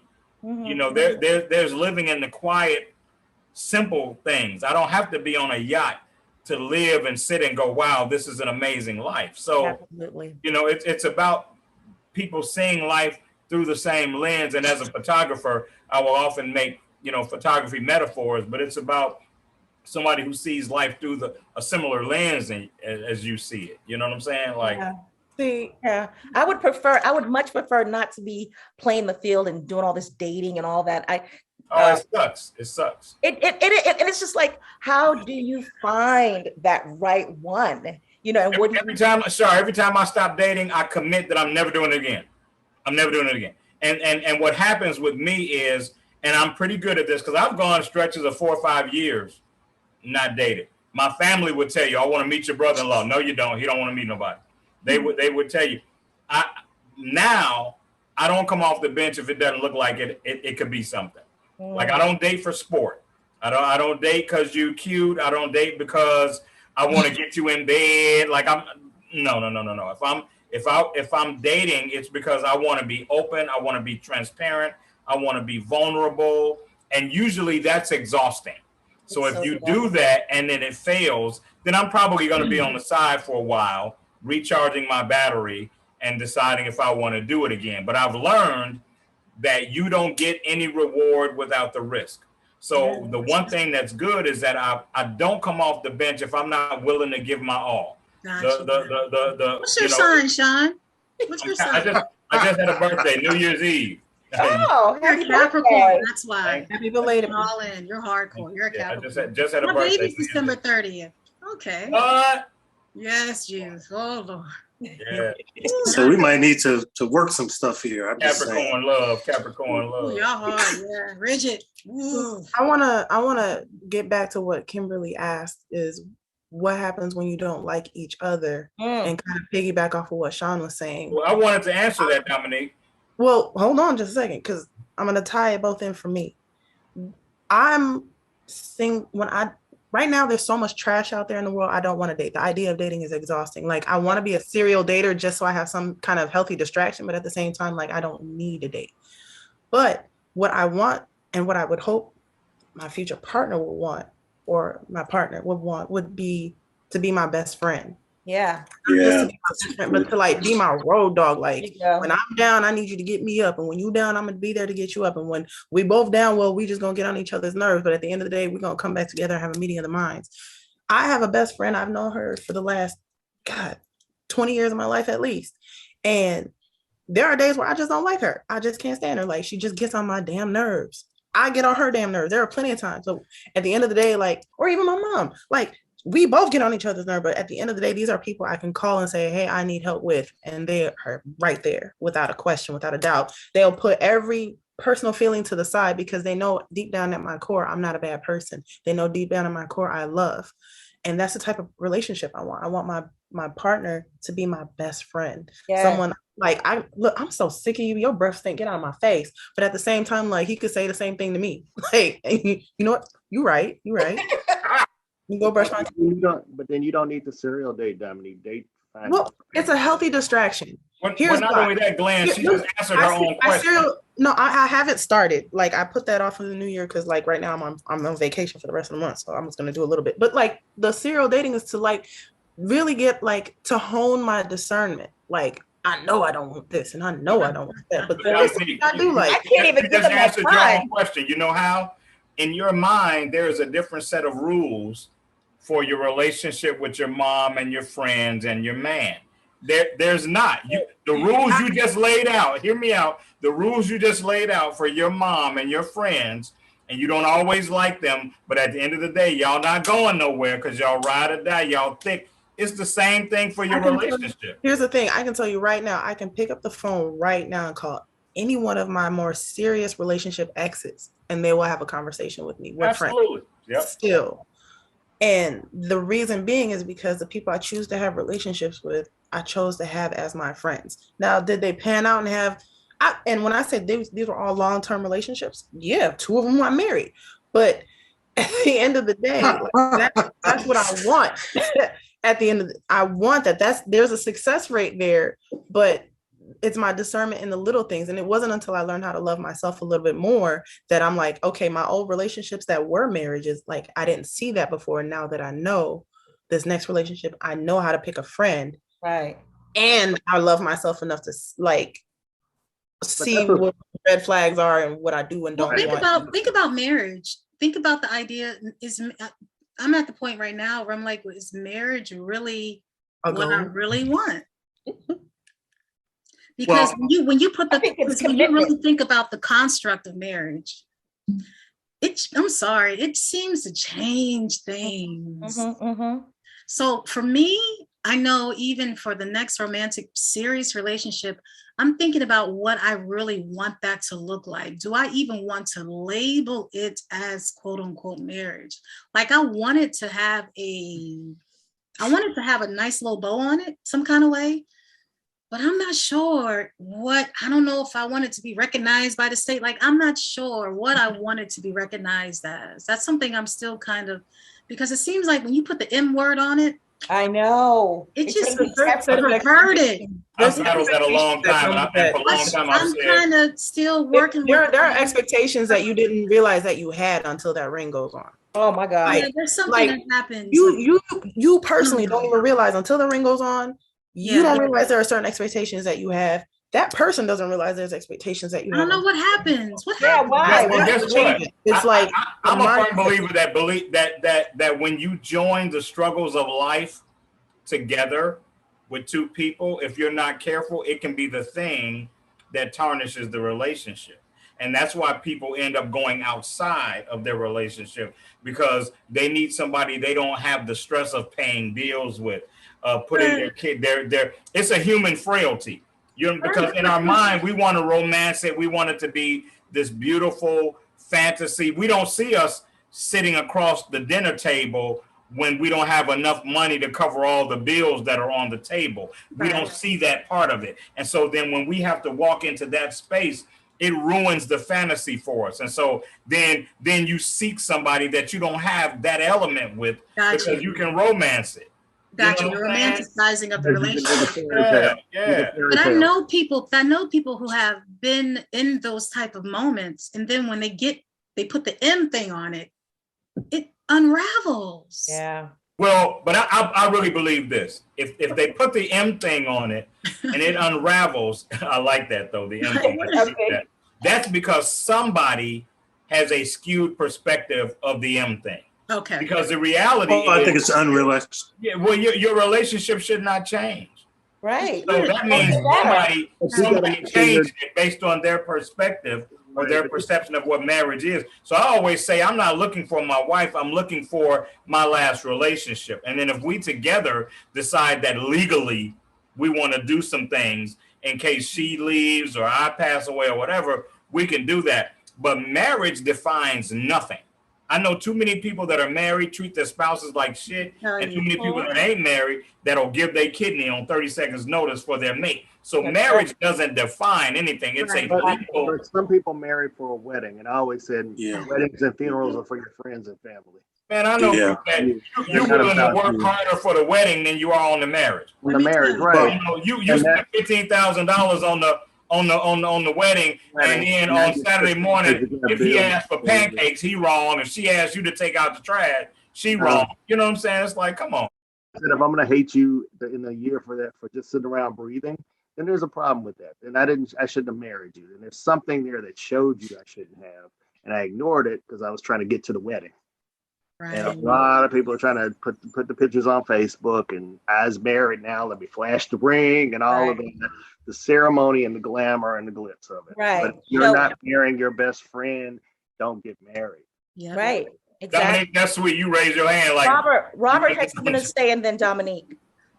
Robert. Well, I think we're talking about unrealistic expectations, and I think that, and maybe we're talking about fantasies around marriage.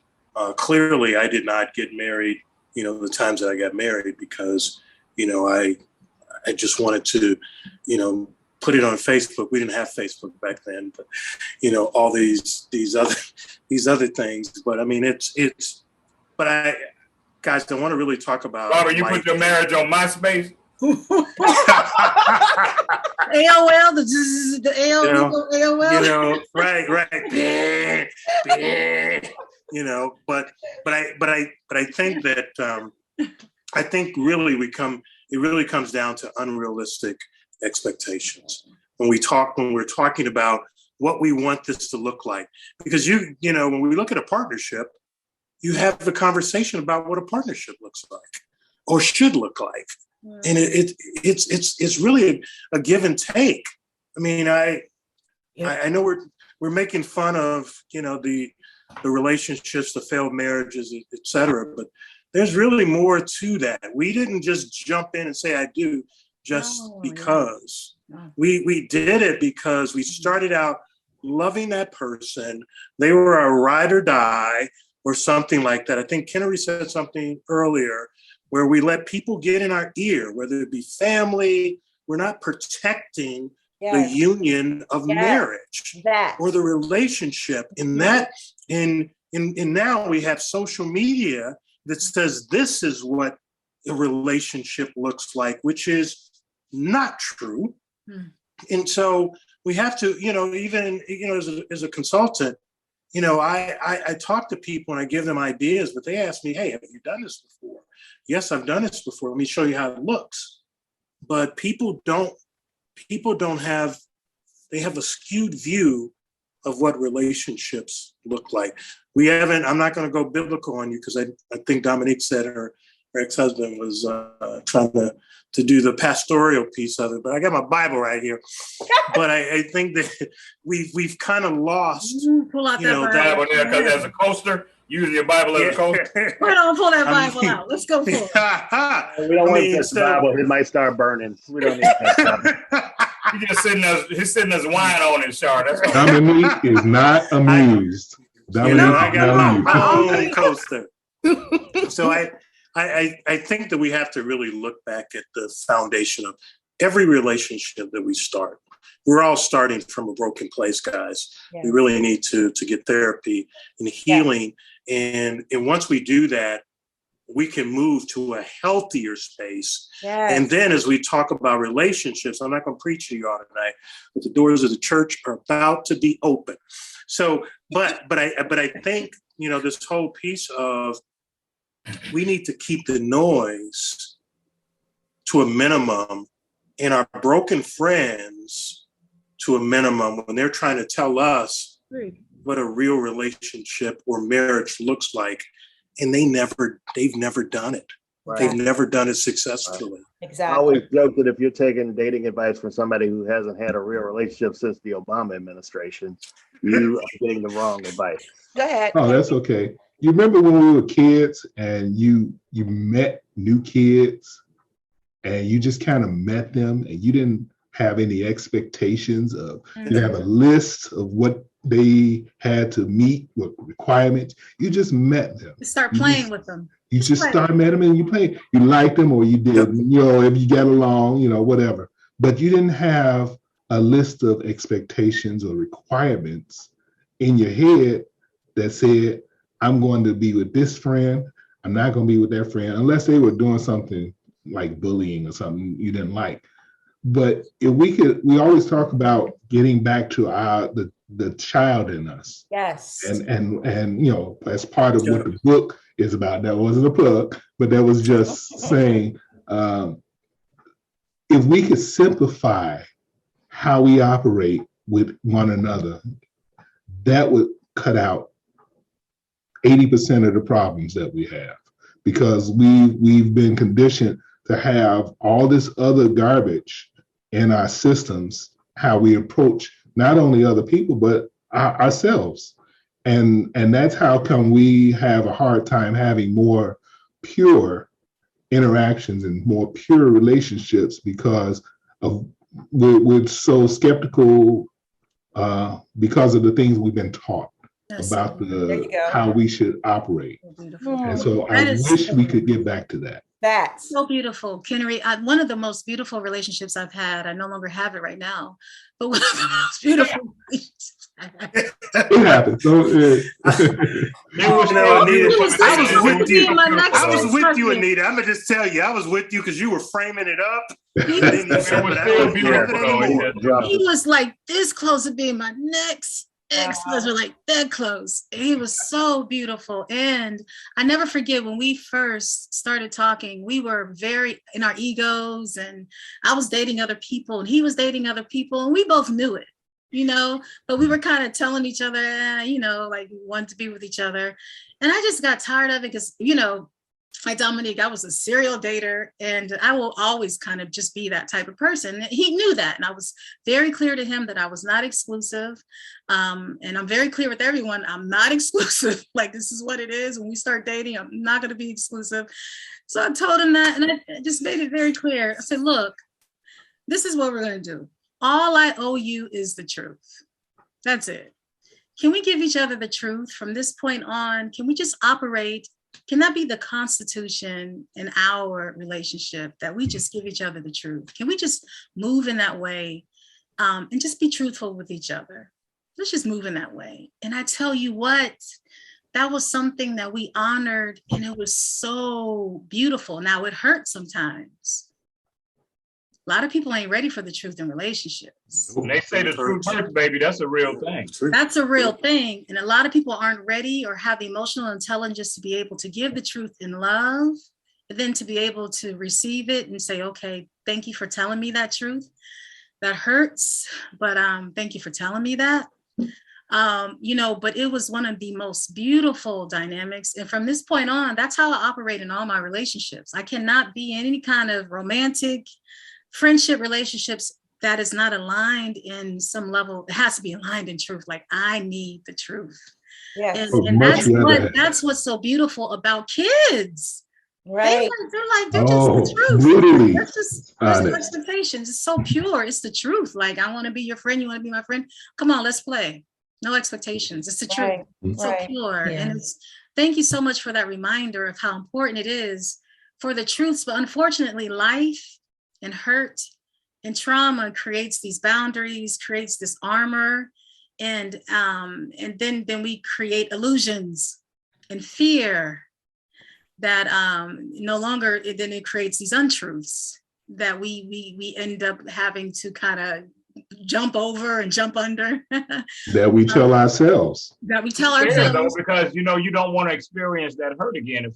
If you have a scar on your arm and you got that scar, if Mel was 13 years old, running down the street with his friends, and he jumped a fence and he didn't quite clear the fence and he scarred his arm at 13, he got a scar. Sure. Every time he looks at that scar, he's going to remember how he got it. And so a lot of times he's going to try to avoid ever getting that scar again. Exactly. Shawn, I must have a high pain threshold then. Man, you and me both, boy. But so, you know, we don't want to willingly walk back into the spaces that we know, you know, we were failed before or hurt us before. And oftentimes the mistake we make is that if it's at all reminiscent of it, then we label it. And I've been guilty of that. I remember I had a long relationship that had a lot of illness in it. She was battling an illness. And when the relationship ended, somebody fixed me up with somebody, and the person was battling an illness, and I remember talking to her, and it was her birthday, and she was getting out of the hospital on her birthday, and the doctors had told her, go home, go to bed, rest. And she was like, it's my birthday, I'm going to the club. And I was like, oh, I'm not doing this again. You know what I'm saying? Like, and it may not have been that. It may have just been reminiscent of that, but it made me feel like I was getting ready to walk right back into what I had walked out of, and I wasn't willing to do that. And I'm like, look, I watched somebody be 100% compliant, and our life was still miserable. So you telling me you're going to be adverse to doctor's orders? You ain't been to school, so you don't want to listen to what the doctor's telling you? Like, I'm not getting ready to do that, you know? So that happens as well. We see things that are reminiscent of what scarred us in the past, and we don't wait around to see if it's the real thing. It's close enough to it, and we go, I don't want no part of that. And the reality is, it could just be a moment in time. You may never say anything that looks reminiscent to what you experienced before, but we're so gun shy that we're just like, I'm not going to do that again. Gotta find that balance. Is Kimberly I also, yes, I Uh-oh. also think that we enter relationships sometimes from a very selfish perspective. I think that we do not take enough time to get to know our mates on a deeper level. And then because of that, when we love someone, we do not love them adequately because we don't love them in the way that they need to be loved. And I think that that often destroys relationships as well. And so I do have a question for the guys. So what leads you to make a decision to commit to a lady? I had someone text me that question today. Yes, that's a good one. Who wants to go first? And a hush falls over the crowd. Yeah, so I'll jump in there first since Glenn is being quiet. I'm shy. You're tired? I said I'm shy. Yeah, right. Yeah, so for me, it's simple. I want to because I found enough. I'm a Pareto principle person with just about everything in my life, right? The 80-20 rule. So if that 80% is there and it's an 80% that I enjoy, right? Because just because you got 80% of the things, the 20% could be heavily weighted depending on what that 20% is. But that 80% at least is there. And I enjoy this person enough. And I see a future, right, to commit. Because a lot of times you could be dating somebody and then you don't see a future in it. It's like, this is fun, you know, and I'll keep giving it a chance until, you know, either I see that there's just absolutely no way, or, you know, we can evolve to the point where this is dope and I want to do this for a long period of time. But it's simply because I want to. There's enough there for me to say this is worth the risk, because love is a risk. It's a gamble. It is. You know what I mean? And you never really know what the other person is going to do, because you could get in and it's one way, Wonderful. right? Yeah. And then after you move somebody from another state with their kids and they live with you and you're having an amazing time. Wait a minute. Oh my God. This sounds You've heard this for 2 years. You know what you did. You knew it was coming. No, but Mel has a good point. You decide you want to. But I think for me, I'm the best version of me that I've ever been. And I know that. So I love myself enough to know that I deserve to be loved as much as I love me.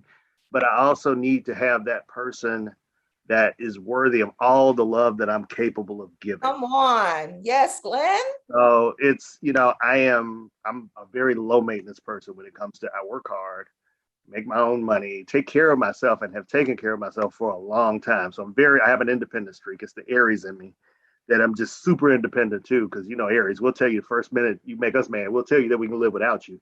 So we have to pull that in. We don't need you. We will tell you we don't need you before you can get it out your mouth, anything that you say. So I have to be careful with that. So we have to rein that in. But I'm the best version of me now. So I know the energy and the power that I can bring to a relationship. So that's when it's time to make that decision, when you can go forward and say, okay, I'm great now. I'm a movement by myself, but we're a force when we're together. Yeah. Sorry, to coin a song. But that's true. That's for me, that's the decision-making point. And I hope that answered your question, Kimberly. Yeah. For me, it's the intangibles outweigh the tangibles. And so it's how you inspire me, how you make me feel, what you stir inside me that I know is outside of my control. Come on in here, Shawn. That's when I know that I need to move forward. And the second thing is this, and this is going to sound real cornball, but this is real true to who I am as a person. When what I want for you exceeds what I want for me. When we step into a space where I want more for you than I want for myself, in the sense that I am prepared to every day get up and pursue and sacrifice because of what I want to see you have. That's when I know. And then the other piece, Kimberly, is when I feel like when I leave the house, I am representing you.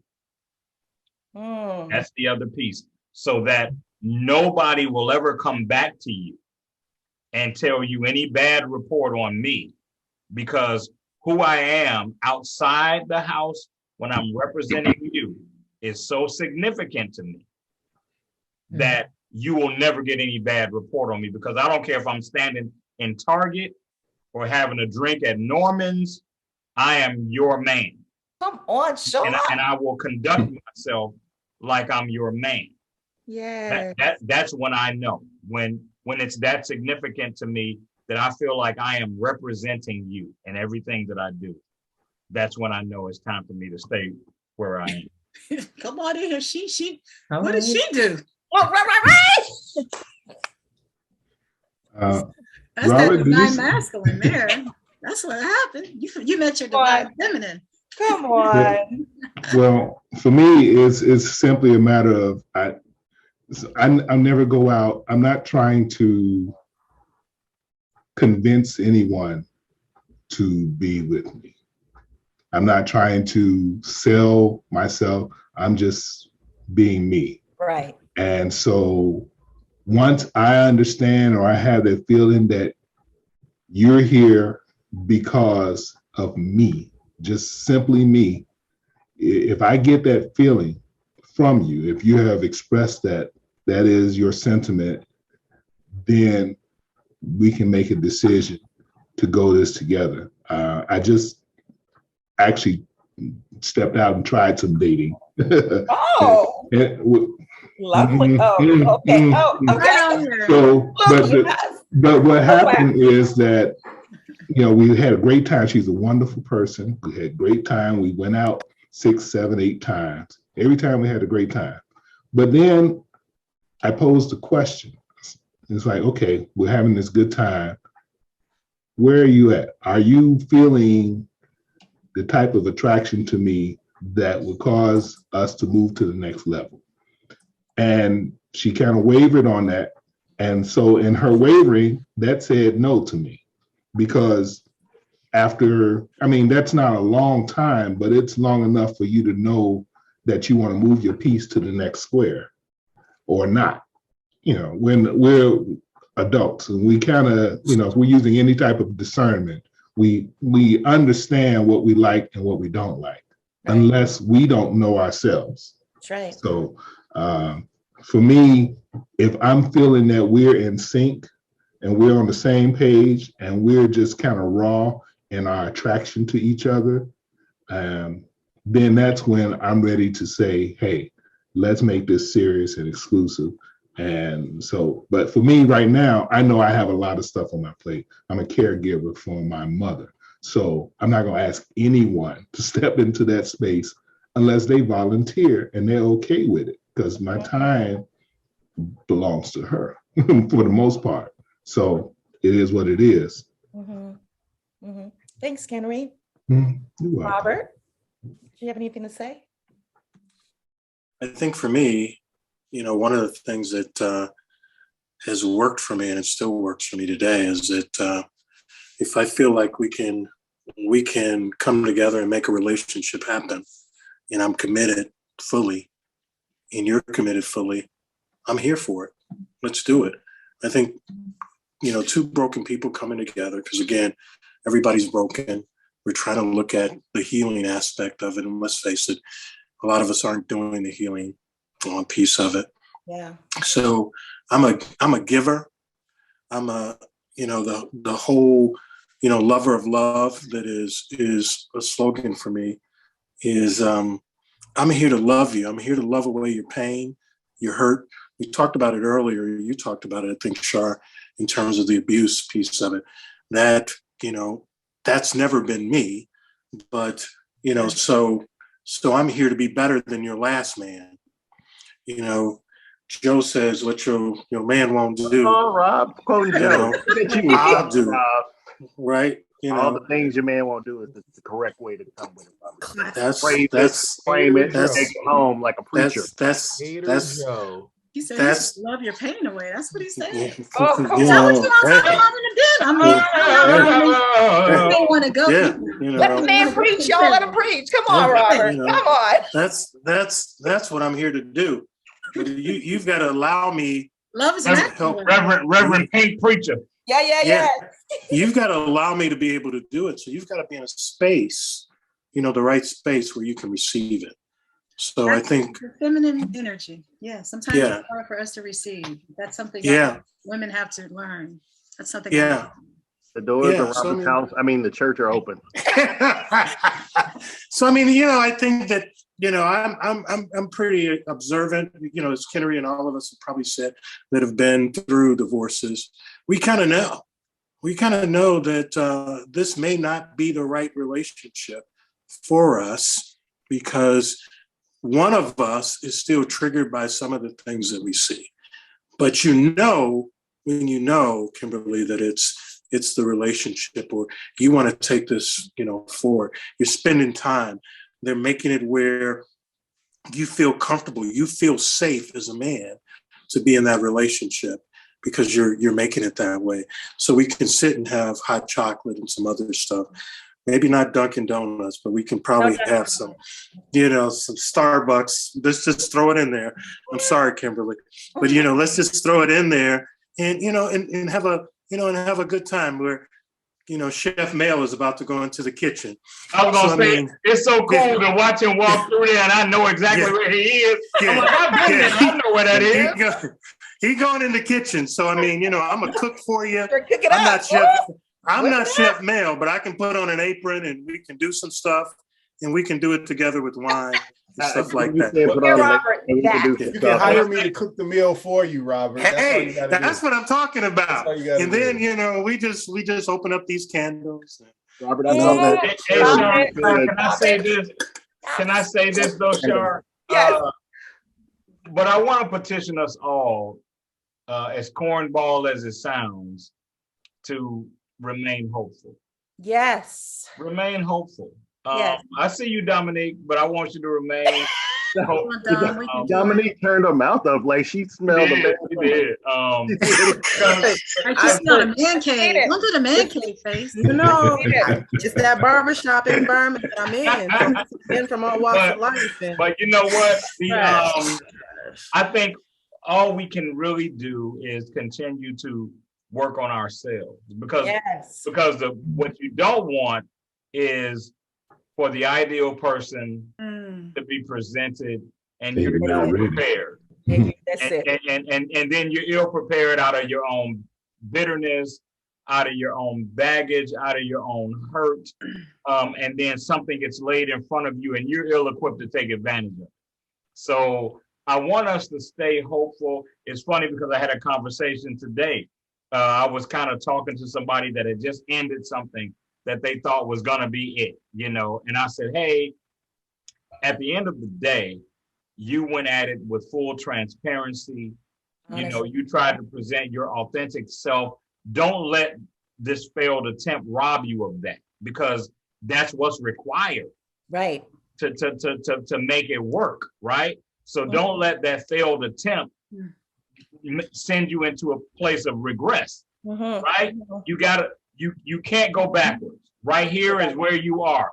This is what you do. You present yourself openly and transparently, but with the consciousness that it's going to cost you if it fails.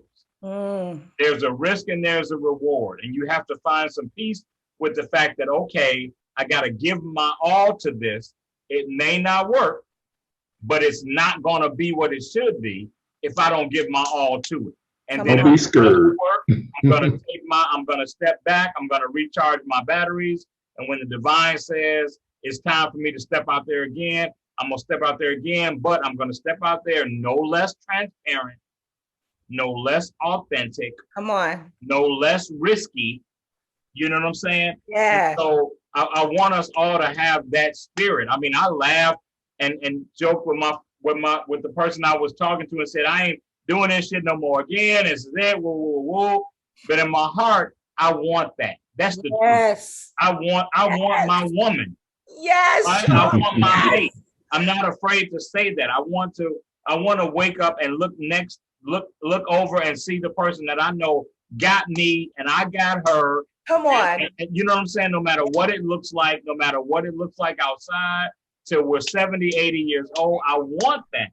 And so the only way I can commit to doing that is being able to get back on that bike when it doesn't go well. You know, and so I might talk a little shit. I ain't doing it again. Woo, woo, woo.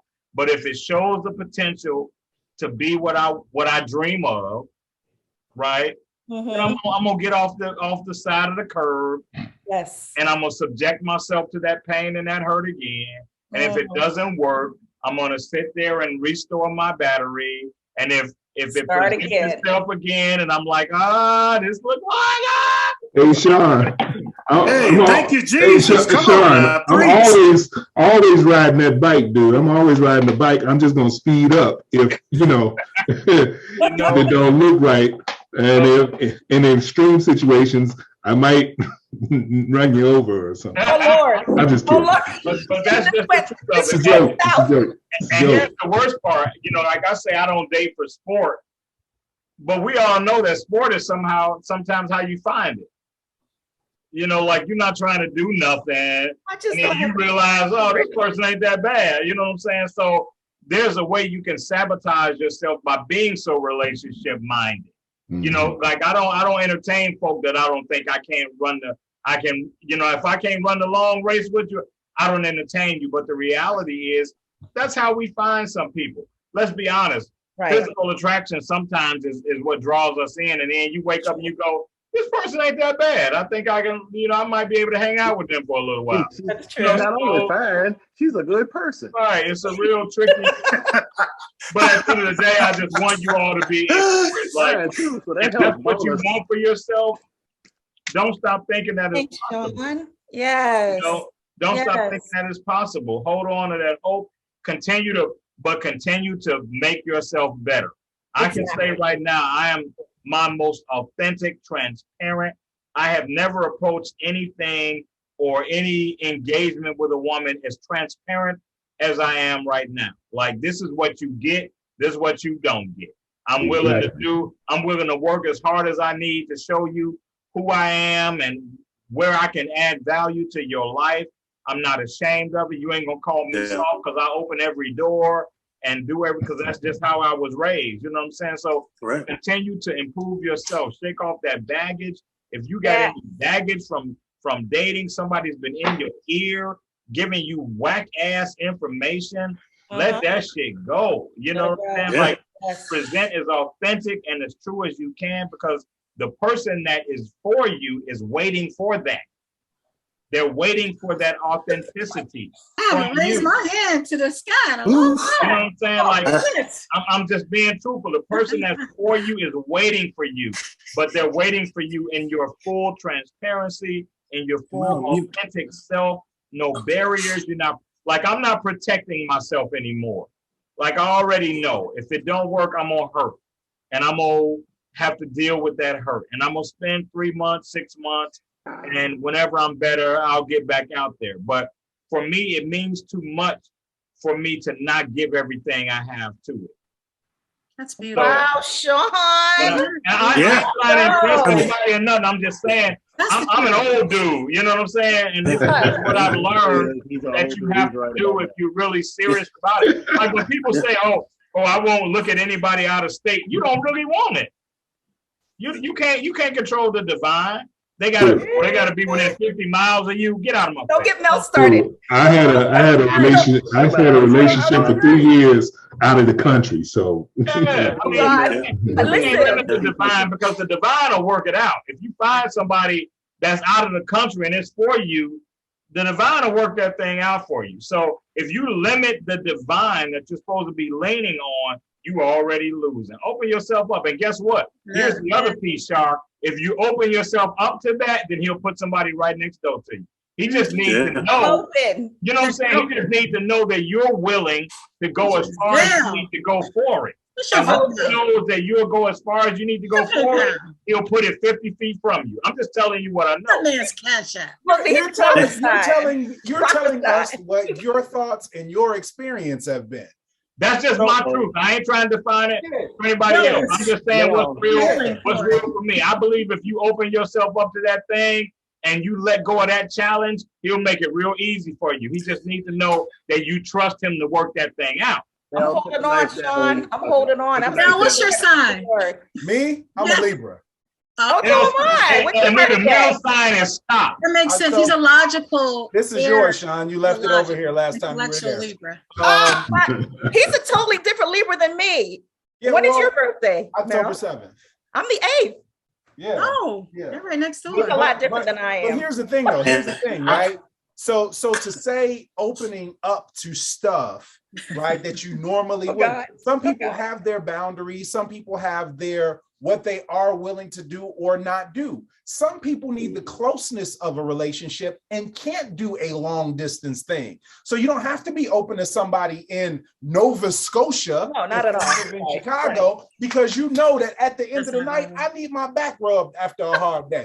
And a whole lot more. From Nova Scotia, and I can't wait till the 3rd week of the month when we got our airline tickets to be able to see each other. Some people need that close proximity to be able to build together, and they can't do it in a long distance. I'm going to see you once a month or every other or whatever it is, because they don't have enough time to get together and do what they need to do for a relationship. So, Shawn, that might very well be your truth, and I can totally respect that. If your ass ain't in a 606 area code, though, I'm probably not finna see you. Mel needs his buddy. I think you're missing my point, though, Nuke. My point is, if your heart is in it and that's what you feel, the divine will work that thing out for you. And bring it together. That's all I'm saying. The divine could find me somebody in this area too. Like, he ain't limited to or she. He ain't limited, but you can't limit him. Right. That's my belief. You can't limit him. That's all. Me and Neil are on the show all the time, y'all. Y'all gotta watch. I'm feeling a baby face moment. I'm gonna tell you Robert, what you got to say? I ain't got nothing to say. Shawn has said it all. I feel like Babyface has been talking here. I'll pay your rent, your faithful lover. That's not joking, Robert. That's not joking. That's who you are. Yo, anybody think Robert kind of look like Kenny Lattimore? Absolutely. Kenny Lattimore and I are both actually born on the same day. I'm actually just a couple. And Kenny Lattimore has a pink sweater just like that. Really? He does, and he has a beard like mine too. And y'all gotta watch the show on Nipplegate. It's the whole thing. Yeah. So listen. Okay. So you know what, ladies? I know you all feel the same as I do. It's been wonderful to have these amazing men on this panel. Yes. I mean, just. I thoroughly enjoyed hearing your insights and your truths. I would love to do this again if you guys are open to it at some point. I know you. I had a great time, so I'm definitely open. Awesome. I can't speak for anybody else. I know your schedule's filling up, huh? This was awesome. Yes, it was great. Now, what are you cooking though? Like, what's happening in the kitchen? I made an eggplant parmesan yesterday. So nice. I have some of that with vegan cheese, by the way. Oh, okay. So I have some of that left and a salad. Nothing. I'm just heating up stuff today. Well, that looks good. Yeah. Yummy.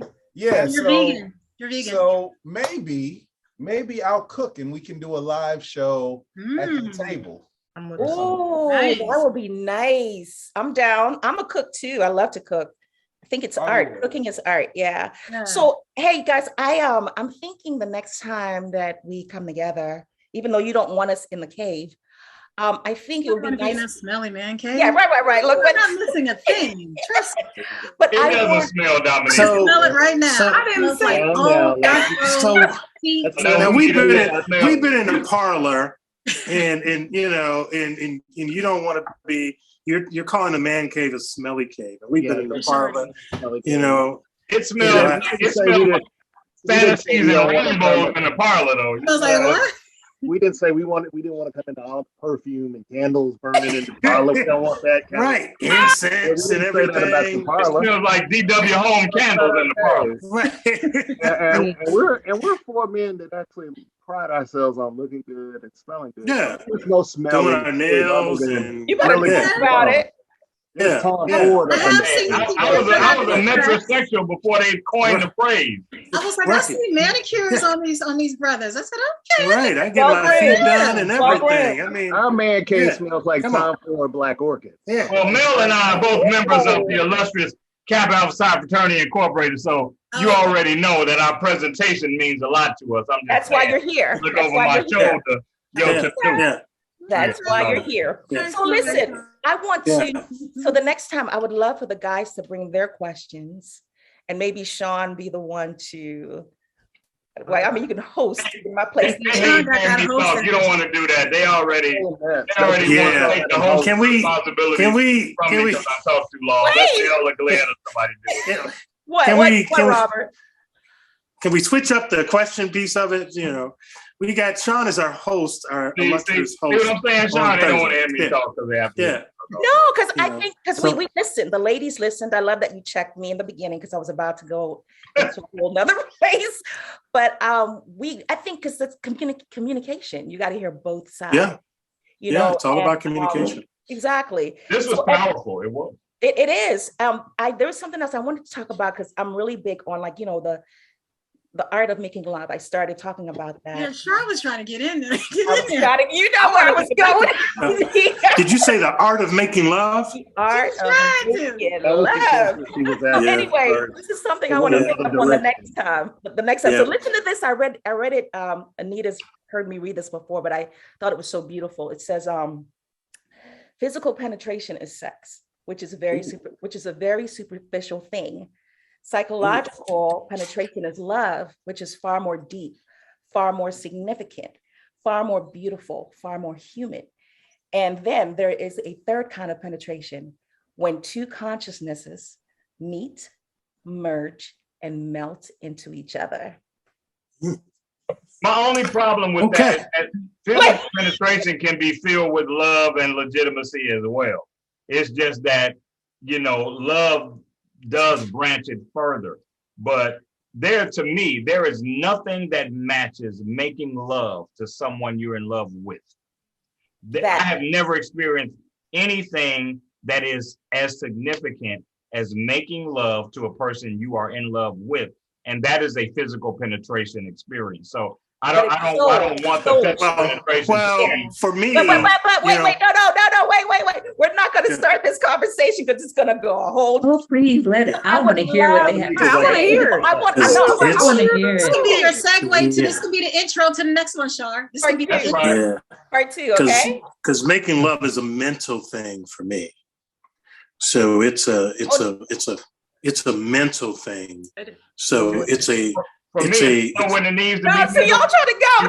It's primitive when it needs to be primitive. It's primal when it needs to be primal.